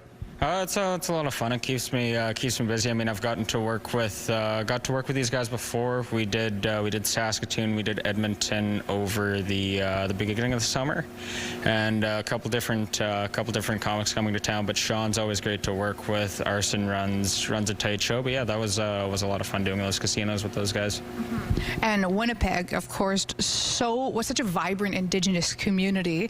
How great is it going to be for you to do it at home? You're a Stonewall resident. Oh, for sure. I mean, we run a mic here every Sunday, so it'll be nice to invite the guys where we get to work our stuff out. They've been nice enough to invite us out there before, so it should be nice to host them here. What's the landscape of Indigenous comedy in Manitoba from your perspective? I think there's just a lot of guys, younger guys, too, just out having fun, which I think is the most important thing for sure. As a young comic yourself, how do you incorporate your culture into your act? I feel like we all worked in how we're trying to work on our stuff, which I think is working good for us so far, I think. And it's not just you who's on the bill. There's 12 different other comedians total. Why should people come if they're watching? It's great. It'll be two-day event, lineup stacked top to bottom of just great Indigenous comics. If you haven't got the chance to check out before, it's a great chance to check them out. And I believe there's a 2-for-1 on tickets going as well somewhere. Oh, sweet. Well, I hope people head to that link, the Indigenous Comedy Festival. Coming up at 7:42, we're chatting with Caitlin Brightnose, who I can attest is truly one of the funniest comedians in the province. You're not going to want to miss this. Okay, thank you, Ainsley. Bringing in Catherine now. The week looks like it's going to be quite lovely. It's going to be lovely, though we do have a bit of a rocky start to the week in certain parts of the province. But right now, as we look out through our live eye, it's decently sunny, but we've got some kind of looming ominous clouds with that 13-degree heat currently. Winds have taken a bit of a breather. They're much stronger earlier this morning. Currently, though, they're out of the south-southwest at 7 clicks. Pressure rising, humidity sitting at 91%. Yeah, those winds will eventually shift out of the northwest. That's on the back end of this low pressure system that's bringing a good chance of rain to northern Manitoba. Meanwhile, a separate cold front altogether is producing this kind of line of non-severe, kind of disorganized thunderstorms. However, there could be a chance for some more organized thunderstorm activity in very southerly parts of the province. That could be coming later today. For us, though, our chance of getting hit by that is low, but still a chance nonetheless. More likely it'll be a mix of sun and cloud with a below seasonal high of 23 degrees. 25 is what's typical. I mentioned those winds. Those are coming off of that low pressure system that's wrapping around the north. So those winds will be coming into the afternoon at 20, gusting at times to 40 kilometers per hour. They persist overnight as our temperatures dip to 10. Still that low chance of rain and thunderstorms dogging us overnight. Tomorrow, though, much the same, perhaps a touch clearer, 23 degrees with that mix of sun and cloud. But again, those northwesterly winds, so have that hairspray handy. For the back half of the week, clear and sunny. There we go. How can you tell I'm coming off a vacation? 26 degrees. This is kind of our warmest temperatures, a little stretch there midweek. Lots of sunshine. Slight dip into the weekend, but we're rebounding into Sunday. Lots of sunshine with that high of 26 degrees. And as you can see, those overnight temperatures really starting to come down, starting to feel those glimmers of, I don't want to say the F word this early in the morning, fall. But yes, we're starting to feel that cooler kind of overnight temperatures with that lack of extreme heat. But you can see, though, we're still hanging on to a good amount of sunshine as well. An update now on a story we brought you last month. The RM of East St. Paul has quietly updated its website to show the list of prospective candidates for its upcoming election. As we told you previously, some candidates and residents told us they were concerned by a perceived lack of transparency over the RM's decision not to publish the names of people seeking election until a month before polls open. At the time, a spokesperson told us the practice was in line with provincial law. And while that may be the case, observers and the municipal relations minister told us it's much more helpful for voters for that information to be published as early as possible. The RM's website now shows the list of prospective candidates who will officially be declared candidates once the nomination period begins in mid-September. In an email response to questions, CAO Suzanne Ward said the RM previously indicated only the list of official candidates would be available after the nomination period, which remains the case. She goes on to say the information now available lists the prospective candidates. As the election process progressed, the RM determined it was appropriate to make the information available, while indicating on the website registration doesn't mean an individual is an official candidate. A for-profit blood plasma collection company stopped accepting donations across the city Friday. Grifols has temporarily paused all plasma collection in Canada. The move comes after 2 Winnipeg donors died. My jaw dropped for a moment. I was amazed that it had finally happened, to be honest. The doors are closed at Grifols plasma donation sites in Winnipeg.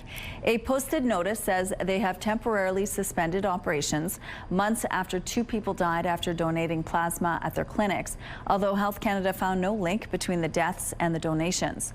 Noah Schulz, the provincial director of the Manitoba Health Coalition, wants the pause to be made permanent, believing all plasma and blood donations should be completely volunteer-driven, not for pay. However, this man, who didn't want to be named, says he's donated plasma at Grifols many times. He says it saves lives, and the cash Grifols pays helps the people donating. It's up to the person. If they don't like the fact that they're paying people to do it, that's on them. But I don't mind it. Like, it's extra money. Spokesperson for Health Canada says an investigation found several compliance concerns. It issued a notice of a non-compliance rating for Grifols' Taylor Avenue site. The Federal Health Department says those compliance concerns need to be addressed, and it welcomes the operator's decision to temporarily close its collection sites while it does so. Canadian Blood Services says this won't affect the availability of plasma products for patients. Statistics Canada is set to report fresh inflation figures for July this morning.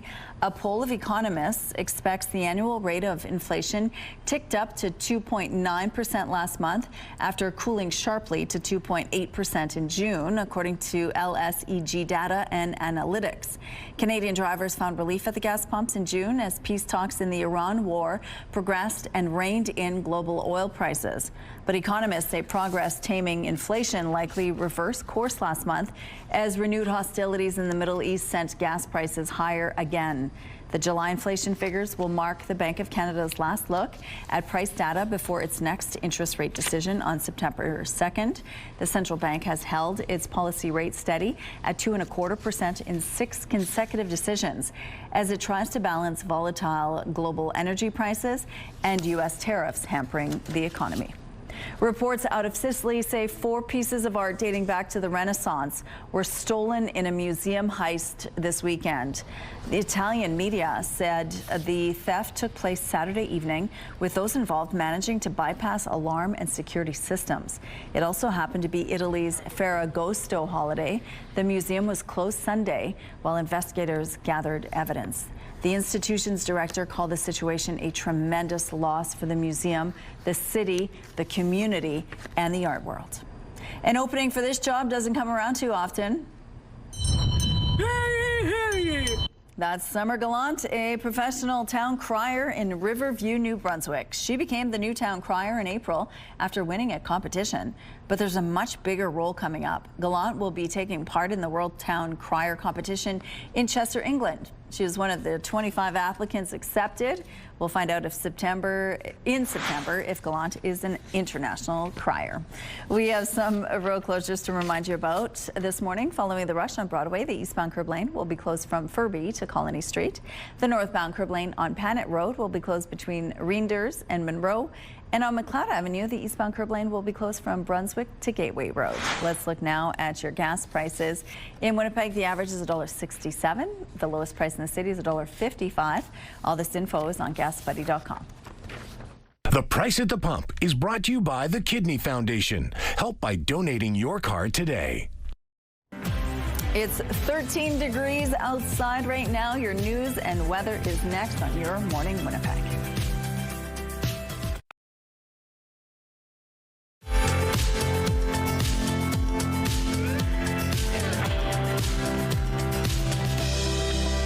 Casting our eye to the sky, a little bit overcast to kick off our day. 13 degrees, light south-southwesterly winds, pressure on the rise, humidity at 91%. Yeah, our Monday's a little bit tepid, maybe a little bit rainy, depending on where you're at. You can see the scattered cold front here, or this cold front rather, causing these scattered systems, bringing rain, possibility of some thunderstorms to parts of the south. Meanwhile, a totally different system, a low pressure system that kind of kicked up over Nunavut, is likely to bring a good amount of rainfall to the tune of 10 to 25 millimeters worth, specifically to the northeast. Thompson included in that 14 degrees there, Gillam the same high, Island Lake at 17. You'll see those areas have more sunshine because you're likely to kick off with a mix of sun and cloud before that rain moves in, likely late morning, early afternoon, where Churchill has a pretty cloudy day on tap. The northwest, meanwhile, also has a strong chance of rain throughout the day, with the exception of Opaskwayak Cree Nation and the Paw, which is likely staying dry under a mix of sun and cloud. The rest of the area, 17 degrees in Flin Flon, 18 in Norway House, a little bit cooler in Lynn Lake at 13. Then you saw that separate scattered system that is likely to bring rain and thunderstorms to Brandon and Neepawa this afternoon, about a 60% chance by Environment and Climate Change Canada's forecast. Dauphin and Swan River, on the other hand, likely staying dry at 23 degrees. We're in the same boat. We do have a low chance of rain and thunderstorms, about 30%, while the rest of the Red River Valley much stronger, and again, some thunderstorms could be possible. And Environment and Climate Change Canada says there's a low chance of those thunderstorms being severe in those southern southerly neighborhoods and areas like Morden and Winkler, Steinbach and Sprague. Likely, though, it'll just be rainy and maybe a little bit of thunderstorm activity. Same goes for you in northwestern Ontario, mix of sun and cloud in the morning, and then that thunderstorm possibility into the afternoon. Overnight, temperatures dipping down to 10 here in Winnipeg, that low chance of showers. Into tomorrow, mix of sun and cloud, same high below seasonal at 23 degrees, before an uptick at the back end of this week with a pretty stunning weekend ahead. Thank you, Catherine. Let's go back now to Ainsley, who's telling us about a comedy festival in our city this upcoming weekend. Hi, Ainsley. Good morning. It's the Must Be Nice Indigenous Comedy Fest. Caitlin Brightnose is one of the fabulous Winnipeg-based comedians. Caitlin, I've seen you live. You're super, super funny. Why should people come to the comedy festival? Because it is 2 days of local Indigenous comedy, plus a bunch of other comedians are coming in from Alberta and Saskatchewan just for the 2-day event here. And when it comes to you and your comedy, like I said, I've seen it, but for the folks who haven't, what do you talk about? Do you interject anything about your culture? The way I tell my comedy, I feel like, is what involves my culture, because I don't really write jokes. I tell you stupid stories and funny things that have happened to me, and I tell it the same way I heard all my aunties and uncles, grandparents sitting around the coffee table, a kitchen table, drinking coffee and visiting. It's just, that's all I know. That's what I know how to do. It really is. Like, sometimes she literally just sits there and she's like, I'm going to tell you this now. and that's what makes it so much better. Your laugh is contagious. It's infectious. But when it comes to that storytelling piece, why is it so important to hear different perspectives? Because you mentioned there's folks coming in from Alberta as well. Because hearing different perspectives, like, there's stuff that I talk about that's only specific to growing up in northern Manitoba and living in a northern reserve, whereas these other people, it's still resi in native humor that is kind of universal, but there's different specific things that happen to different people in different places, and it's just, it's like different flavored rice. Okay, is the white rice allowed to come? Yeah. Yeah. Why are we encouraging other flavors to come to the fest? Because rice gets along with everything, and comedy's like rice. You can flavor it up and change it up how you want. I don't know why I'm talking about rice right now. It's so early. Okay, when is this happening? 28th, 29th? Get tickets. Yeah, we have a link online on Facebook. There's posters up around downtown. They're on Eventbrite, the 28th and 29th here at the Devil May Care Brewery. That's where we're at right now. Okay, we're just gonna say that word. It's okay. We're gonna be laughing on the way out. Good morning. Okay, thanks, Ainsley. It's taken 2 years of practice and training, but a 12-year-old from Edmonton is heading to the World Finals in Pokemon. As CTV's Jeremy Thompson reports, the journey has taught him about more than just pocket monsters. It may not look like it, but this is a training session. Draw. Every day, for about 2 hours, Bennett Hansen works on deck building and strategy for the Pokemon trading card game with coach and card shop employee Yoon Shin. It's like sports, right? There's different styles like trap defense and like really high-octane offense. Like Bennett knows all the strategies. Bennett picked up the hobby a couple years ago after collecting the cards got him interested in the game. Started going to like the biggest local leagues, but then I was still always doing constantly well, so trying to get more of a challenge. The search for stiffer competition took Bennett and his family to unfamiliar cities, then countries, then continents. It's pretty funny reaction you get when you say, oh yeah, we're going on a weekend trip to Sao Paulo to play Pokemon cards, and people kind of look at you a little funny. Every tournament, Bennett earned points, climbing the season rankings with each finish. His goal was to qualify for the World Finals. Only the top 80 players in North America make the cut. Bennett finished 17th, the only Albertan in his age group to qualify. If you want to do well, you have to look at the good decks and say, am I going to play the best deck, or am I going to play a deck that can beat the best deck? I love the soft skills that he's developing through all of this as well, advocating for himself, working with people, thinking 3-4 steps ahead on his side of the table and his opponents. These major tournaments feature a bunch of different aspects of the Pokemon world. Well, some people are playing the card game, others are ripping packs and collecting collecting. That's what little brother Kendrick is into right now. Dad has even entered tournaments with Bennett. Either mom or dad tend to do the trips with him. Sometimes we've gone as a family if it's somewhere special, like when we got the opportunity to go to London. At the end of the month, they're heading to San Francisco, where Bennett will test his skills against more than 400 of the best players from around the world, with a crew of people who've helped him get there, cheering him on from home. I feel proud. Like now I kind of feel like, you know, I'm his #1 cheerleader. We've really felt nothing but love. Jeremy Thompson, CTV News, Edmonton.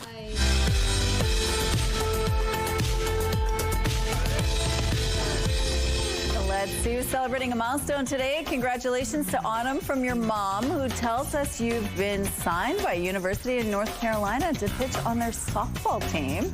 And a happy 58th birthday, Kevin, from daughter Rose Bailey and Michelle. To submit your milestone, visit our website, ctvnewswinnipeg.ca, and fill out the form at least 2 days in advance.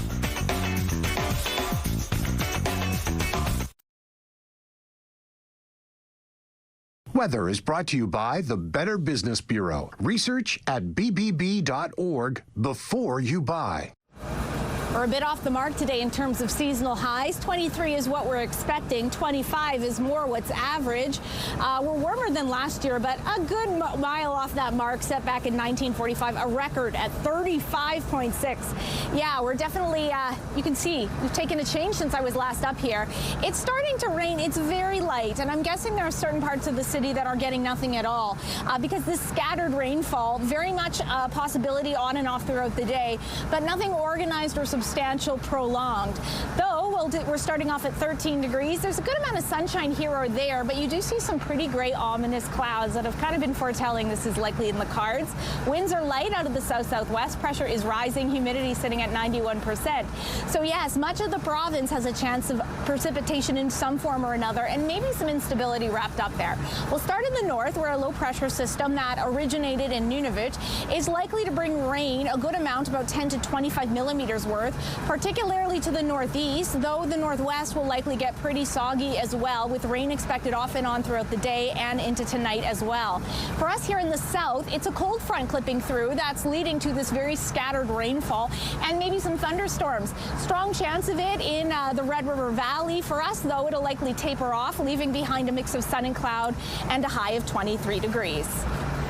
For the first time in franchise history, the Winnipeg Sea Bears are Canadian Elite Basketball League champions. Despite playing without injured star forward Teddy Allen, the Manitoba crew defeated the visiting Brampton Honey Badgers 98-84 on Saturday at Canada Life Centre to claim the 2026 title. Joining us now is Sea Bears head coach and GM Mike Rainbow. Good morning, Mike. Good morning. How are you? Well, I'm great. Congratulations. How are you doing? Has it sunk in yet? It's been about a day and a half or so. Yeah, it's slowly starting to feel real. Obviously, it's you know, it's been a bit of a whirlwind in the lead up to the final and all of the things since then. So it's starting to set in a little bit. Wild, and it was supposed to be a 3-game finals. It ended up being a 1-game final because of the slippery court on Friday. So kind of take us back to that point, because Friday you were supposed to play, you're on the court, it's slippery, it's a little bit, what happened after that and what were you worried about? Yeah, I mean, it was obviously a really bizarre situation in Brampton with the court being deemed unplayable. So navigating that even in itself was, you know, very interesting and part of what we had to deal with. But once they said that it was for all the marbles on Saturday, we knew we just had to fly back and get organized, and we knew that our fans would be out in full support and the opportunity to play for the championship single game we were super excited about. The game had more than 15,000 fans there, which broke the league record when it comes to attendance. Describe what the vibe was like at Canada Life Centre.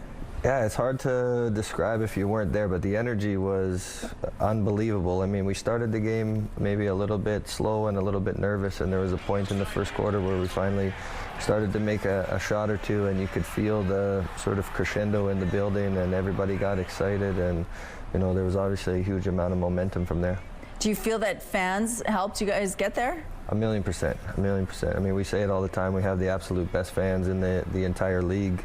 We talk about the environment and the arena and the fan support all the time when we're trying to convince these guys to come and spend their summer with us. So, I mean, it's a bit of a cliche to say as a sixth man of sorts, but we definitely feel like it's a huge advantage for us. That is incredible. Now, the Sea Bears are, relatively speaking, a newer team in the league.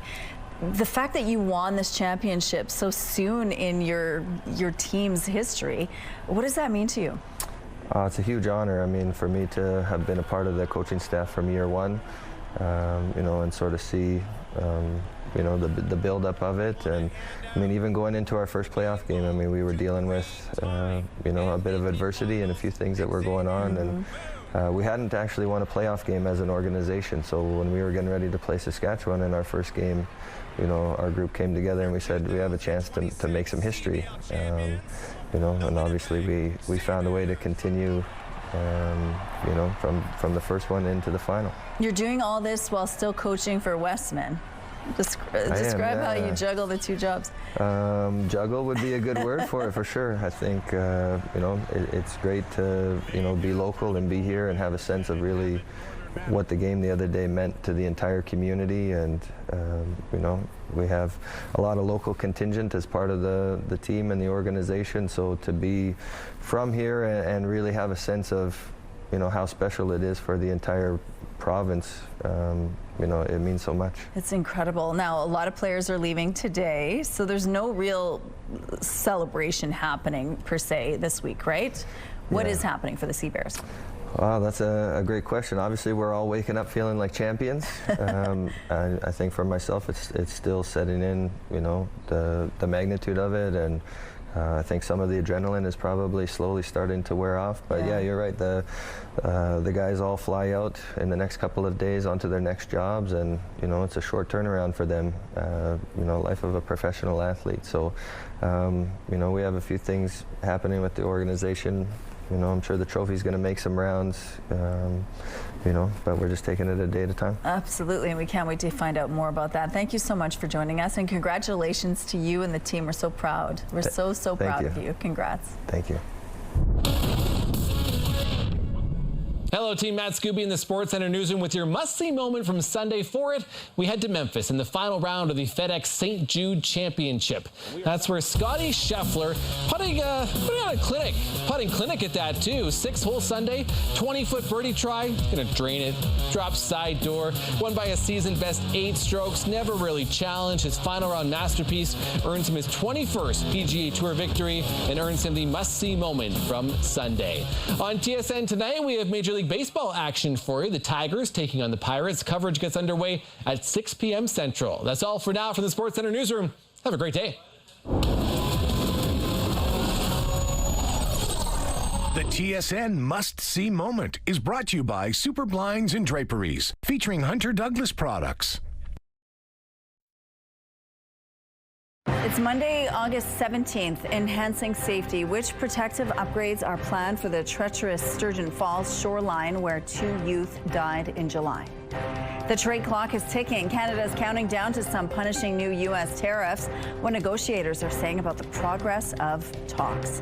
And where would the internet be today without the early contributions of cute cats? Now a film festival pays tribute to some of those funny, fascinating felines. Your Morning Winnipeg starts right now.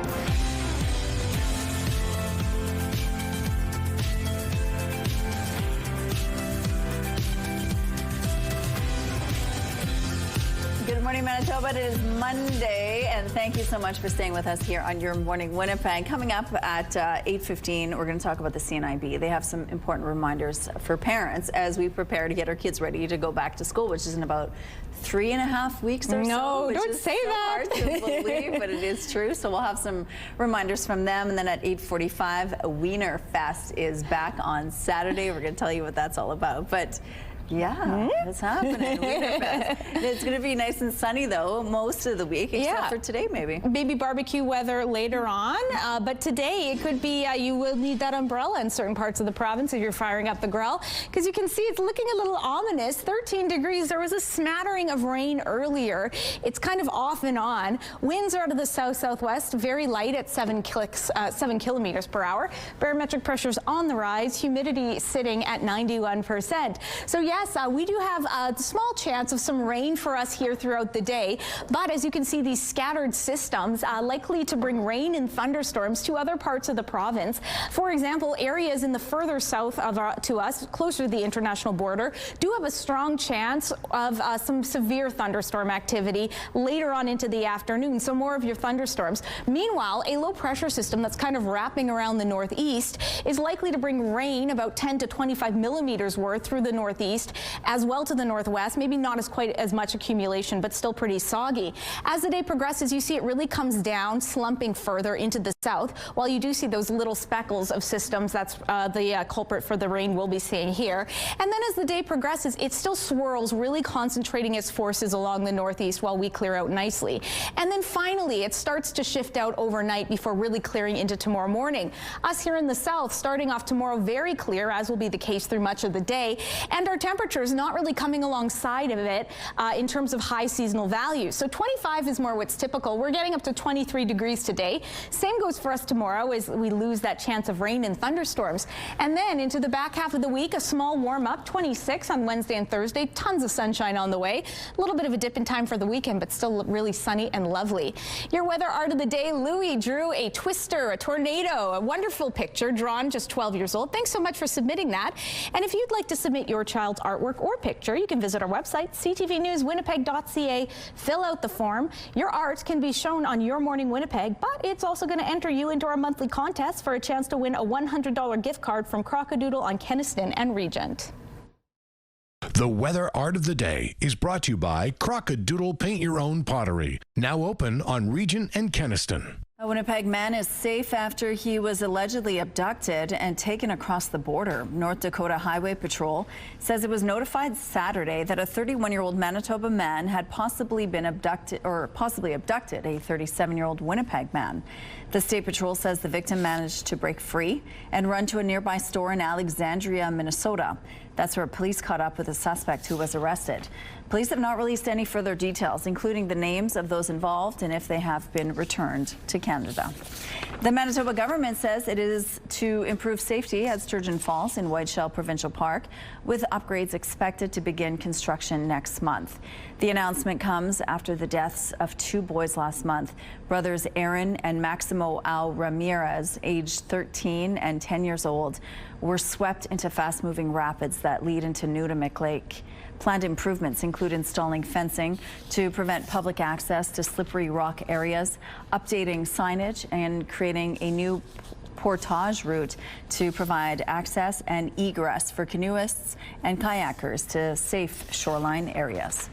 The clock is ticking on a new trade deal between the U.S. and Canada, with new U.S. tariffs set to take effect in just 2 days.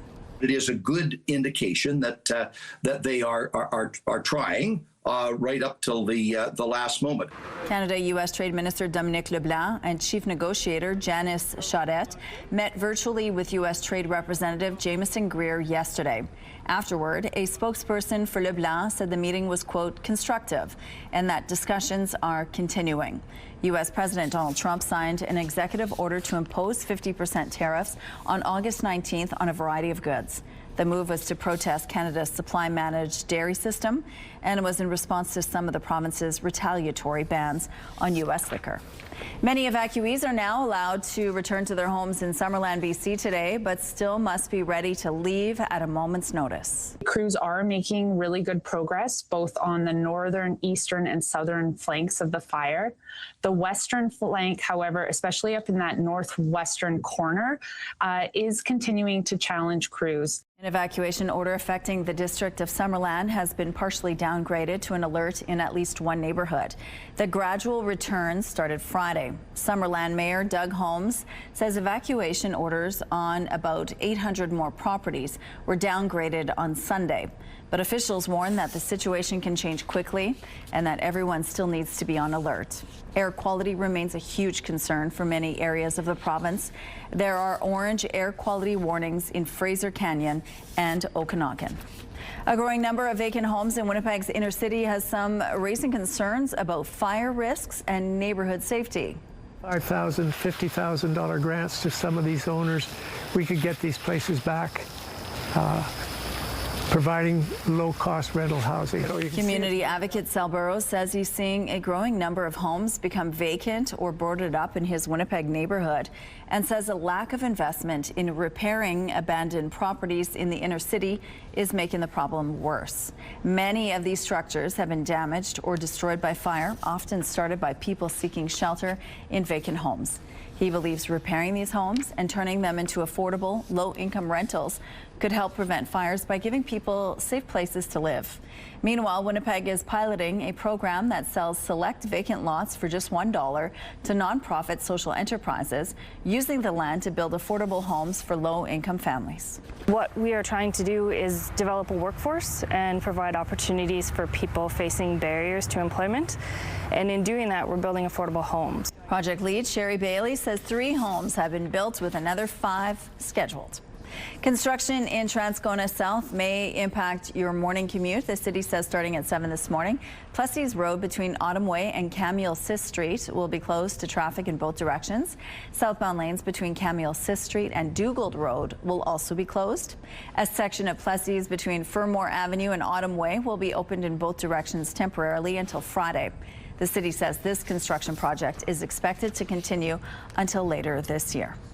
The historic Roxy Theatre in LA is home to a perfect film festival. It's a series of videos that feature cats in humorous situations. This is nonstop laughter, and for those of us who are devoted to cats, it's just a really fun way to spend an evening. It sounds like Cat Video Fest 2026 was a meowing success. The festival actually tours around a number of theaters in North America. It's curated by founder Will Braden, who says his goal is to offer something audiences can't find enough of on social media. And it's also meant to be about more than just cats. It's about community.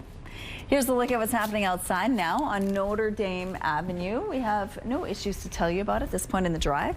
If you have any traffic tips to share with us, please send us a text. Let's go back now to Ainsley, who is live this morning at Devil May Care Brewing Company. That is the site of a comedy festival this weekend. Good morning. Good morning. Yes, if you like comedy and you want to support our local Indigenous comedians, as well as a group coming in from the West, you're going to want to check this out. Jeff Gobiel is one of the comedians. Thank you for being here. You're coming off a Fringe run. Tell us all about it. Yeah, I had a Fringe play called The Crown Witness is a stand-up comedian based off a trial that I was in for 5 years. Am I allowed to say what it's about? Yes, of course. I was formally charging my child sexual abuser, 5-year process, and then I wrote a Fringe play about it. Part of it was, yes, the court process, but the other side was how I personally use humor to heal. And then as I wrote it, I slowly realized obviously that didn't come from me. It came from community, very much being an Indigenous person. So a lot of my stand-up found its way into the Fringe play. And I watched it. It was not only one of the best comedy shows I've ever seen, it was truly one of the best shows, period, I've ever seen. Immaculate. Having the ability to make people laugh through something horrific, how do you combine the two? I honestly don't know. What I do is I write every version of every joke and slowly test them out. And if people laugh at this version, I can't tell the difference of why they're laughing at A versus B, and I just keep all the jokes that they laugh at. With your stand-up, you've told me before that it's not as dark as this Fringe show, because at the end of the day, you got to provide some lightness to it. With the other comedians, what can people expect? With the other comics? Yeah. You can expect them to rip my jokes off. No, I'm just kidding. I'm not sure what we can expect. My favorite is when I see Indigenous comics start to venture out of the safety net of doing Indigenous stand-up and kind of moving into just general stand-up.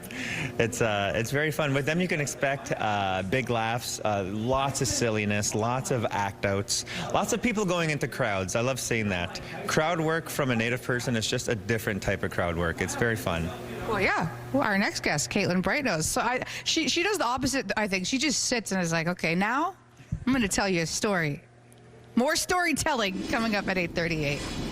I can't wait. All right, let's take a look through the CTV Live Eye, brought to you by Bath Fitter, your bath and shower experts for more than 40 years. A little bit of some ominous clouds kicking us off there in Winnipeg, with temperatures still a little bit sluggish, still a little bit cool. I'll move out of the way so everyone can see how they're kicking off the day. 16 degrees in Morden and Winkler, one of the warmest areas. Gimli topping you slightly at 17 degrees. The rest of us in the mid-teens. Over in Swan River, a little bit cooler at 13. Up in the north, temperatures starting to warm up a little bit. Everyone crossing the double-digit mark. 11 in Churchill, 10 in Thompson.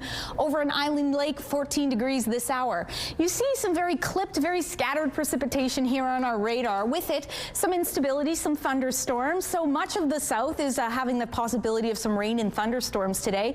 Winnipeg included, but it's only about a 30% chance. We already saw a smattering of rain this morning. We're going to start to see those temperatures heat up very slowly. 16 degrees by the afternoon, 22, and by evening we cool off again. We are going to get a little bit warmer than that at about 23 degrees. Alongside it, some pretty strong northwesterly winds. Those are actually coming off the back end of that low pressure system that's hovering around northern Manitoba, likely to bring rain for you. So we'll deal with those winds not only today but overnight as well, alongside that chance of rain and thunderstorms. Temperatures dip down to 10. Tomorrow, much the same as we're seeing today, but we lose that rain and thunderstorm risk. 23 degrees with that mix of sun and cloud, with temperatures heating up into midweek. We're taking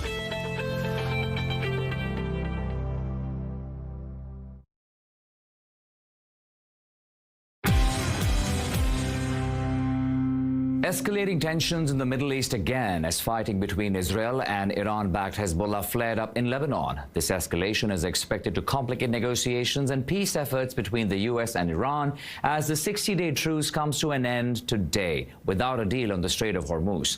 The price of Brent crude has gained more than 5% since the start of last week to more than $88 a barrel as the prospects further dimmed for a swift reopening of Hormuz, through which a fifth of the world's oil and gas transited before the war. Technology stocks lifted global equities after stellar revenue growth at Anthropic PBC bolstered the view that massive spending on artificial intelligence will be sustained. Fresh evidence of surging demand for the technology came after Claude chatbot maker Anthropic, which told prospective investors its second quarter revenue jumped at least 14-fold from the same period in 2025. And market expectations for further tightening are building around the world, spelling trouble for bonds as traders see borrowing costs rising faster in Japan, Canada, the Eurozone and the UK than in the US over the next year.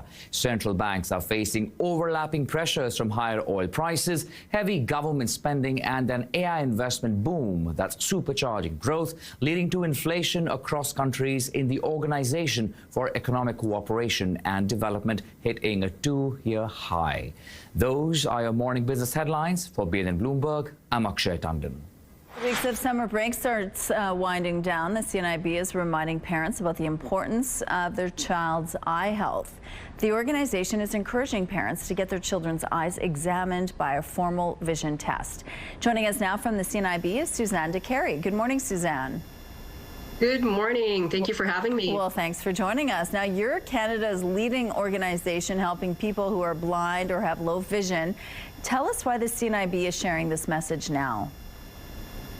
It's so important for kids to have their eyes checked before they start school, because so much of what you learn when you're a student in the classroom is visual. In fact, up to 80% of the information that's presented to you in the classroom is relying on your vision. And so if a child is struggling with their eyesight, getting support as early as possible, whether that's through a pair of glasses or some other type of treatment, is essential. And in fact, 1 in 4 school-aged children in Canada have an undiagnosed issue with their vision. So it's extremely important to have that eye exam before school starts to set them up for success. And some of those kids might not even know they have a condition. That's right. A lot of eye conditions are very difficult to even know that there's something going on, which is why the eye exam is so important. They may not present symptoms, or the symptoms may go unnoticed. Kids don't sit around talking about their vision with other kids, so they may not really even have the language to explain what's going on, or they might not know that they're seeing any differently than any of their other friends or classmates. Some of the things to look out for are if a child is suddenly becoming disengaged in the classroom, or there's a dip in their grades out of nowhere, extra frustration with the classroom material. They may actually be struggling with their eyesight and not know it. And what are some of the conditions a formal vision test could find? Well, there's refractive errors, which is the most common, and those are things that can be corrected usually with a pair of glasses. But in the early years, in fact, the first 7 years of a child's life are the most important for eye health, because there are some eye conditions that cannot really effectively be corrected after the age of 7, but can be corrected beforehand. One of the most common ones is amblyopia, which is also known as lazy eye. That treatment is very effective before the age of 7, but that effectiveness goes down after the age of 7, and in fact can lead to permanent visual impairment if it's not corrected early. So it's extremely important in those first 7 years. And in fact, many parents don't realize that there's something going on with their child's vision. Kids may not, again, have the language for it, and parents may just think that everything is fine. And that's why the eye exam is so important, because they can see what's going on behind the eye, and they can see more than what is obvious. What other messages do you want to share with parents and even teachers? I think it's just really important to pay attention when there is a change in the child's behavior. If you are seeing something, that it very well could be that they need a pair of glasses and that they should go have an eye exam. I would encourage parents just to make it part of your back to school checklist to ensure that your child has an eye exam.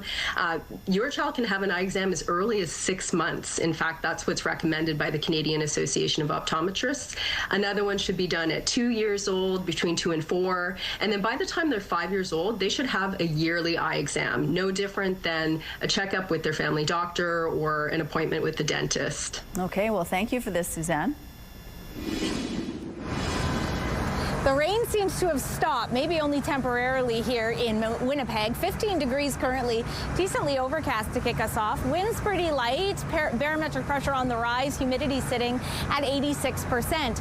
So yes, maybe we're just kind of lying in wait for the next batch of rain, because there is this cold front that's pushed in that's bringing a strong chance of rain and maybe some thunderstorms to the majority of southern Manitoba. In fact, Brandon and Neepawa, you're in that boat. Basically all of the Red River Valley.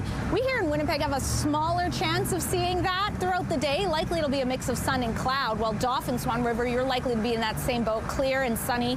Highs, though, still a bit sluggish, reaching at about 23 degrees in Winnipeg, when 25 is seasonal. Winds will be strong out of the northwest at 20, gusting at times to 40 kilometers per hour. Those winds are actually care of a low pressure system that's affecting northern Manitoba. You too could need the umbrellas today. Good chance of rain, particularly in the northeast. 10 to 25 millimeters could be coming your way today and overnight before tapering off tomorrow, leaving behind plenty of sunshine and decent temperatures in the 20s. Your Skywatch picture of the day, one of my favorite things to do at Assiniboine Park is at that wonderful train aisle, and captured it in motion. Thanks for sending that in. And if you've got any pictures to share, rail or otherwise, do send them our way. Winnipeg Weather at CTV.ca. Weather is brought to you by Blinds Are Beautiful. Our new Hunter Douglas showroom is at 900 Lorimer.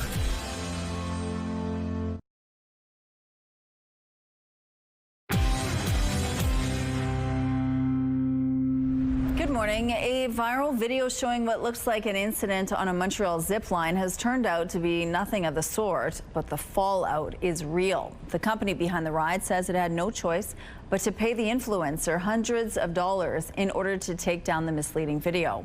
Now they're taking legal action. CTV's Sweta Rassi has more.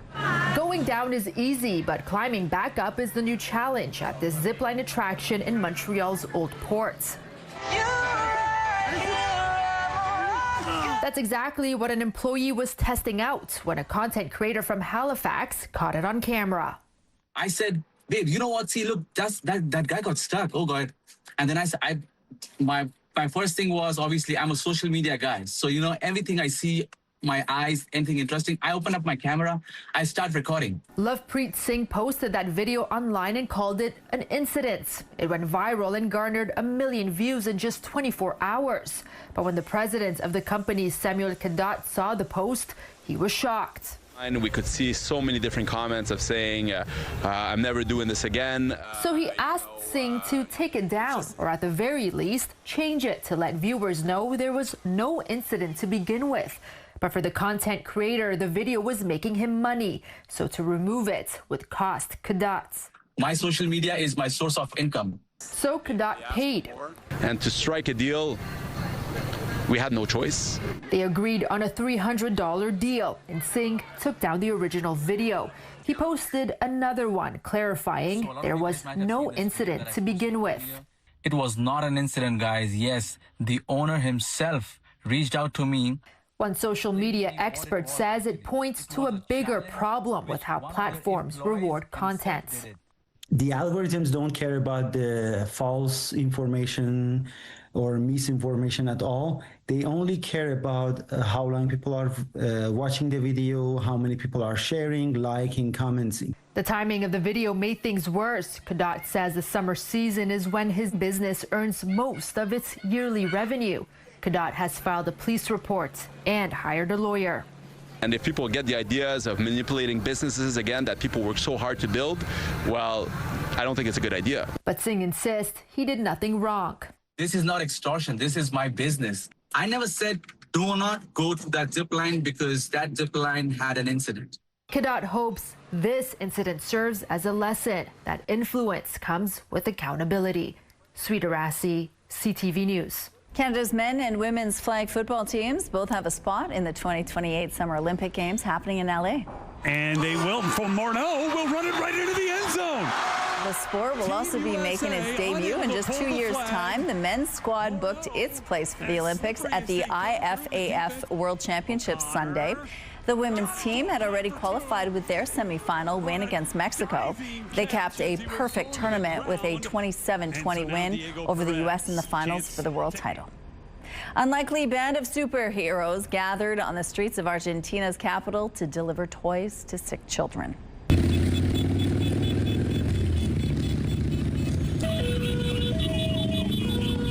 A large crowd of bikers, some dressed as superheroes, others as movie characters, drove down to hand-deliver toys to kids.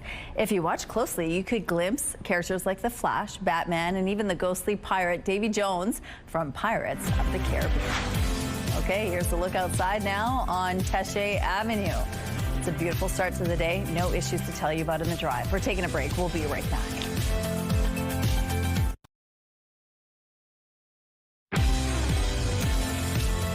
Bit overcast to kick off our Monday. A couple bits of sunshine peeking through. 15 degrees, light winds, pressure rising, humidity sitting at 86%. Been off for 2 weeks, folks. Bear with me, shaking off the cobwebs. You can see some scattered showers kind of pushing through southern Manitoba this morning, bringing a chance of rain and thunderstorms through parts of the province, including Winnipeg. We have that low chance. We saw a little bit of rainfall already today, so we kind of always have it in our rearview mirror, though our chance is only pegged at about 30% for it being really substantial. That's my Environment and Climate Change Canada's forecast.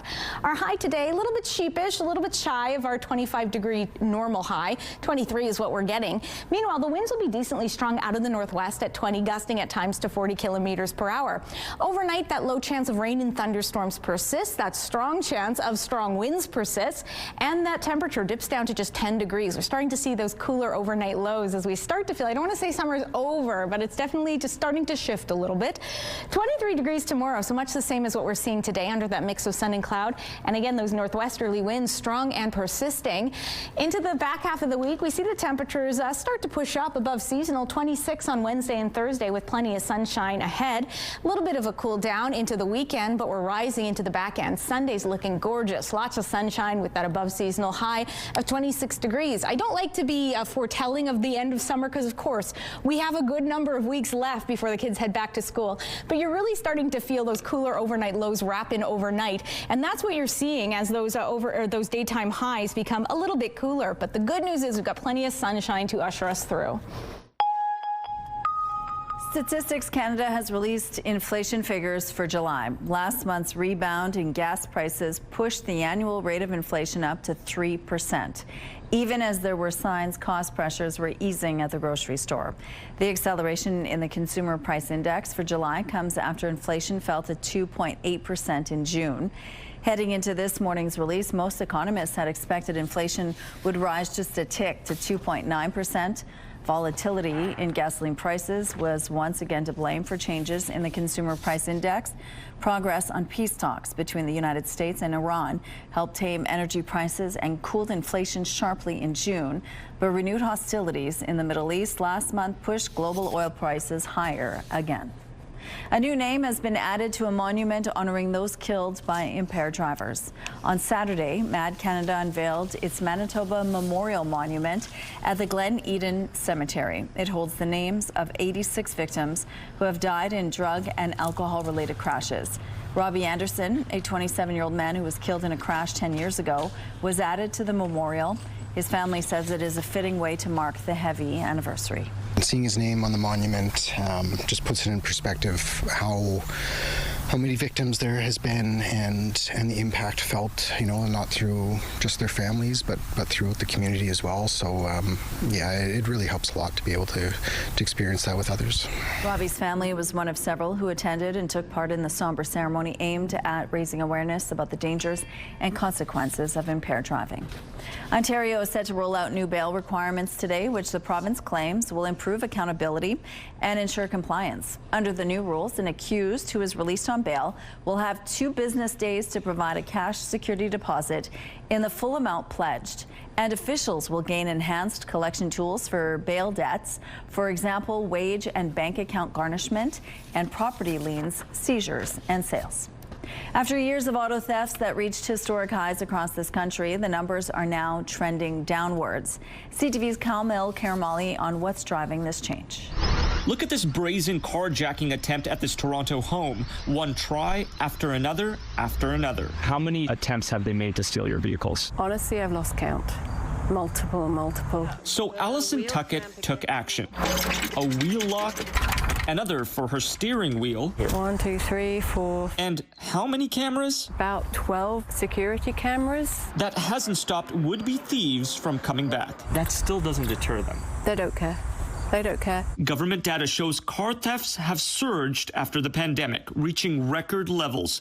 Crime groups capitalizing on a void in the market left by supply chain issues. Vehicles are being stolen roughly every 5 minutes across the country. But now thefts of vehicles continue to drop across the country. Take a look at the first half of last year, where there were more than 23,000 cars stolen, and compare that to the first half of this year, where there were just over 20,000 vehicle thefts, and that's a drop of more than 10%. That's definitely to do with the different levels of government investment. A couple of years ago, a national summit led to ramped up penalties for car thieves and gave investigators more tools. Perhaps the biggest shift, though, police task forces across Canada started coordinating their efforts. Because these crime groups, they're not keeping their activities to a single municipality or even a single province. And cracking down on one of Canada's hotbeds for stolen vehicle shipments at the Port of Montreal. But credit also goes to Canadians becoming sharper when it comes to safety. That's the chip. Like Dave Howell showing us his new anti-theft device.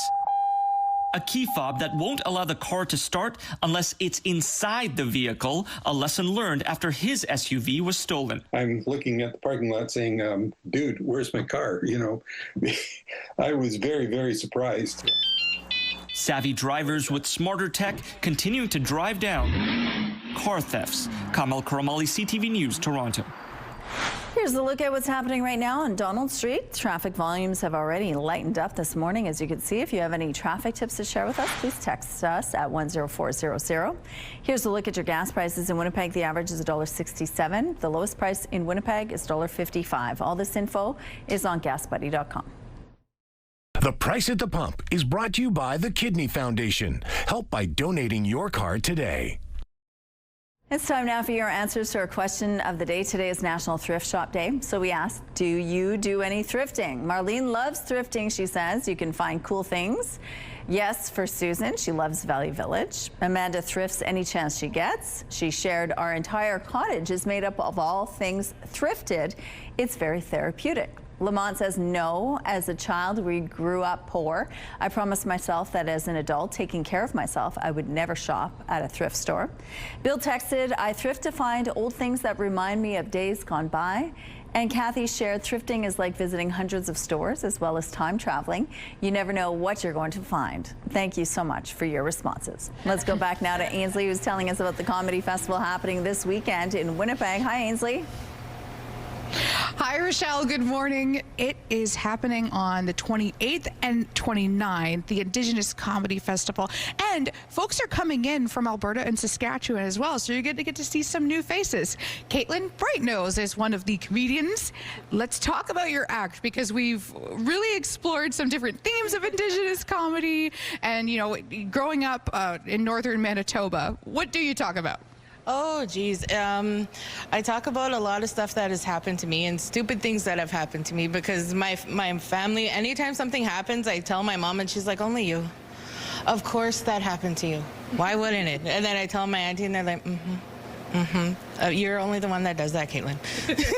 And audiences are really receptive to that. Do you think it's because there's a commonality, and not just with Indigenous folks as well?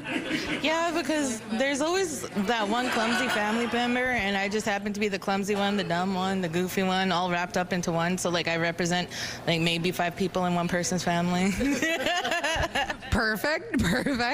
Having a comedy festival with so many Indigenous people on the bill, that's not going to happen usually, unfortunately. So why is it such a good opportunity for comedy fans to come by? It's really good because you're going to see a lot of different people that are coming in that you wouldn't normally get the chance to see. So when we went to Alberta a couple months ago, and we got to see and experience what the comedy scene was like over there, and sometimes it's not as good here, because Winnipeg actually does have a really big comedy scene in the city, and other places it's not as big, so a lot of them don't get the exposure that they need. And even from an Indigenous lens, a reserve here potentially and a reserve in Alberta, you're going to have different stories. Do you find that it is quite different? Well, yeah, like some people in BC don't know what just jarred means, and that means like you've been flabbergasted kind of, but we say it all the time up north, like, holy, just got jarred. But we said that to some people from BC and they're like, what? So we had to explain it and it wasn't as funny. We're like, okay then. Is this an inside joke I wasn't aware of? Thank you so much. Happening the 28th and 29th. Head to a link on the website for more details. Okay, thank you, Ainsley. Let's go out to the rooftop now. It looks like the sun is trying to peek its way through those clouds. How's it looking? Yeah, it's still decently cloudy out here, Rochelle. Sorry, just didn't hear quite the end of what you're saying, so sorry if I'm repeating. It was a little bit rainy. You saw me with that umbrella out here, but it looks like it's tapered off, maybe just for the time being. Currently, it's 15 degrees, overcast, winds out of the southwest at 7 clicks. Pressure is rising, humidity sitting at 86%. So yes, we have a low chance, but a chance nonetheless of rain and thunderstorms off and on throughout the day here in Winnipeg. But the rest of the Red River Valley and Brandon, Neepawa, you two have a stronger chance of that activity, so you might want to have those umbrellas handy. Temperatures below seasonal, just shy of it, 23 degrees in Winnipeg, 25 is what's typical. To the north, temperatures will be on par with what we're seeing here, maybe a few degrees cooler, but a separate system, a low pressure system, likely to bring a good amount of rain to the northeast, particularly in and around Churchill. 10 to 25 millimeters is possible, likely lasting overnight before tapering off tomorrow. Weather is brought to you by ABC Fire and Safety, your CO2 refill store.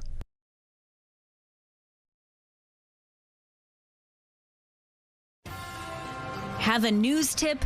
When you see news happening, let CTV News Winnipeg know. Text your tips, pictures, and videos to 10400. That's 10400. Message and data rates may apply. Visitors from around the world, France, Northern Ireland, Mexico, and beyond are coming all the way to a small family-run restaurant in rural Manitoba. CTV's Danton Unger explains how a social media challenge has put this little restaurant on the map. A 2-hour drive southwest of Winnipeg, you'll find the Somerset Food Bar, famous for its fried chicken and friendly faces. It's quintessential small-town Manitoba. All the locals love coming here. It's their getaway from home. But this summer, it's also become a global destination. All over the world, we've had people from as far as Belgium and France stop in. It all started back in July, the dog days of summer when business at the restaurant typically slows down. Manager Jay Friesen created a simple social media challenge and posted it online. We challenged ourselves to get 60 towns to visit our little restaurant in 60 days. We thought 60 towns would be difficult enough to get this summer in 60 days, and day one we were blown away at the response. Friesen's challenge went viral, and in just 10 days, people from across Manitoba had filled the list. But it didn't stop there. As word of the challenge spread, people kept showing up. Yorkton, Saskatchewan, Mather, Pansy, Phoenix, Arizona, what? Since then, we've upped the level to 100 and now all the way to 200, and we're getting near that goal as well. As of Friday, Friesen has welcomed visitors from 186 towns. On this list, communities from across Canada and at least 9 different countries. It's exciting for them to just be part of this crazy little Manitoba story. Even the locals have been enjoying the fresh faces around town. I think it's great to have little small town businesses part of the larger community. With a few weeks left of summer, Friesen is looking forward to seeing how many more visitors from home and abroad may pop in for a visit. It's really turned into this like grassroots support local, all Canadian, just local support challenge. It's hard to put into words sometimes. Danton Unger, CTV News, Somerset, Manitoba. Wiener dogs or dachshunds have short legs and long elongated bodies, but they're also playful, loyal, and super cute. If you own a wiener dog, you can celebrate it with others at a special event coming up called Wiener Fest. And if you want to watch the popular canine breed race, you can check that out as well at Wiener Fest, as well as at Assiniboia Downs.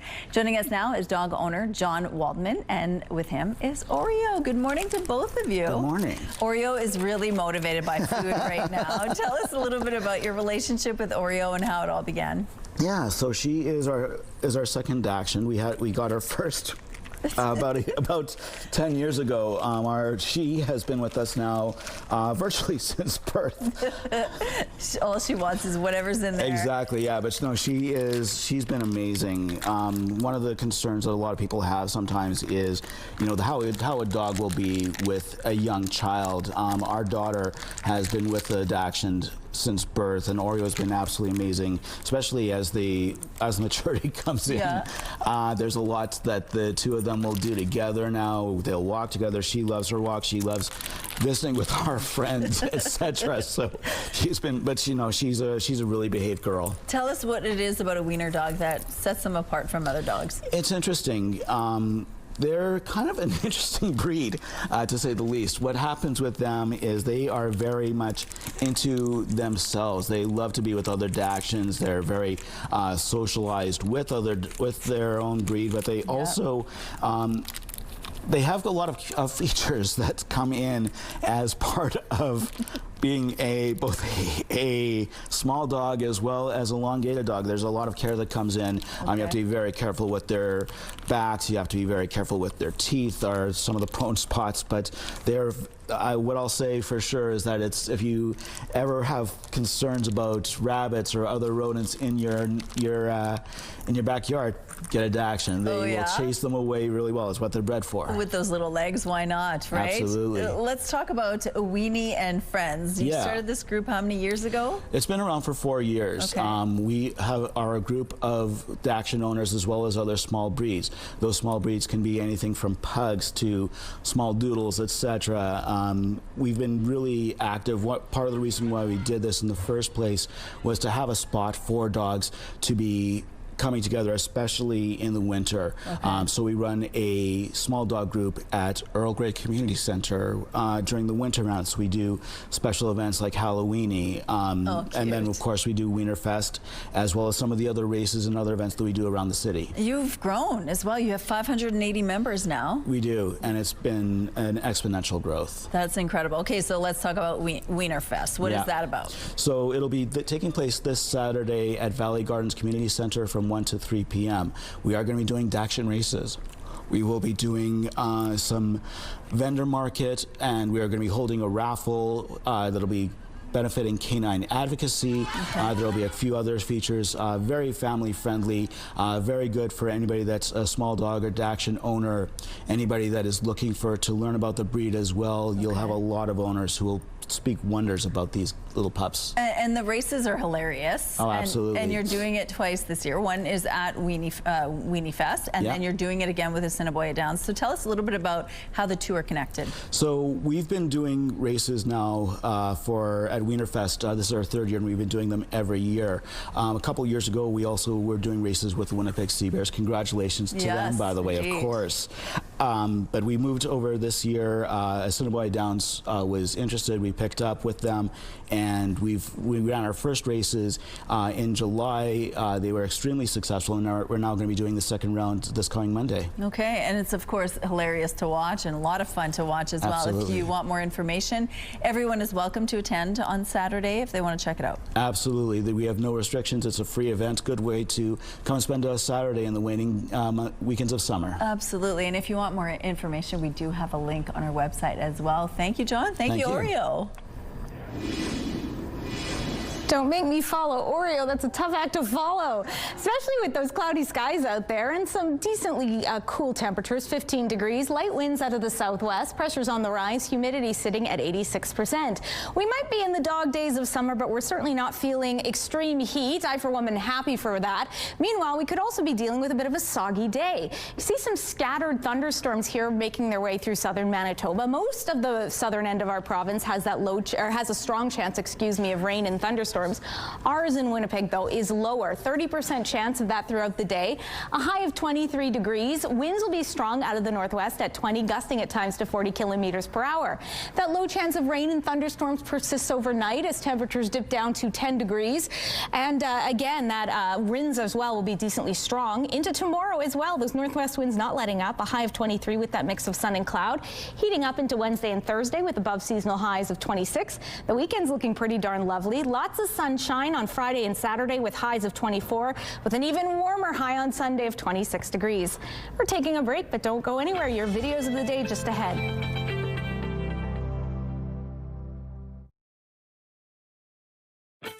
Rooftop arrangements provided by Lacoste Garden Center.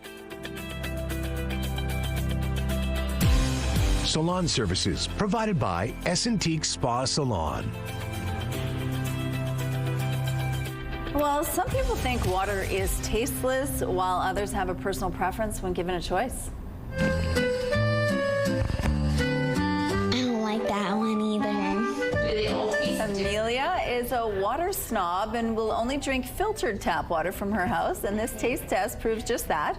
After sampling 5 other different brands, she keeps going back to her favorite, which is tap water with ice. I know. Wow. I'm like that with fountain drink Diet Cokes. I can tell where they're from. And then a luxury in life is when you can source out chores like cleaning, or in this case, gardening.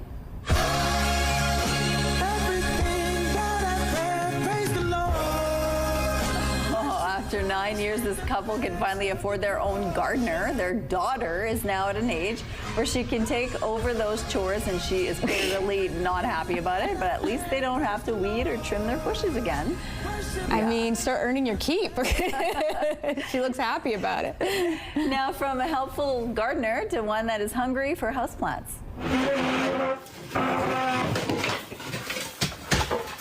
Oh my God. This pachyderm has a penchant for plants. In one fell swoop, it grabbed the greenery from Kate Oshman's deck, where she lives and works as a wildlife artist in the unfenced bush in South Africa.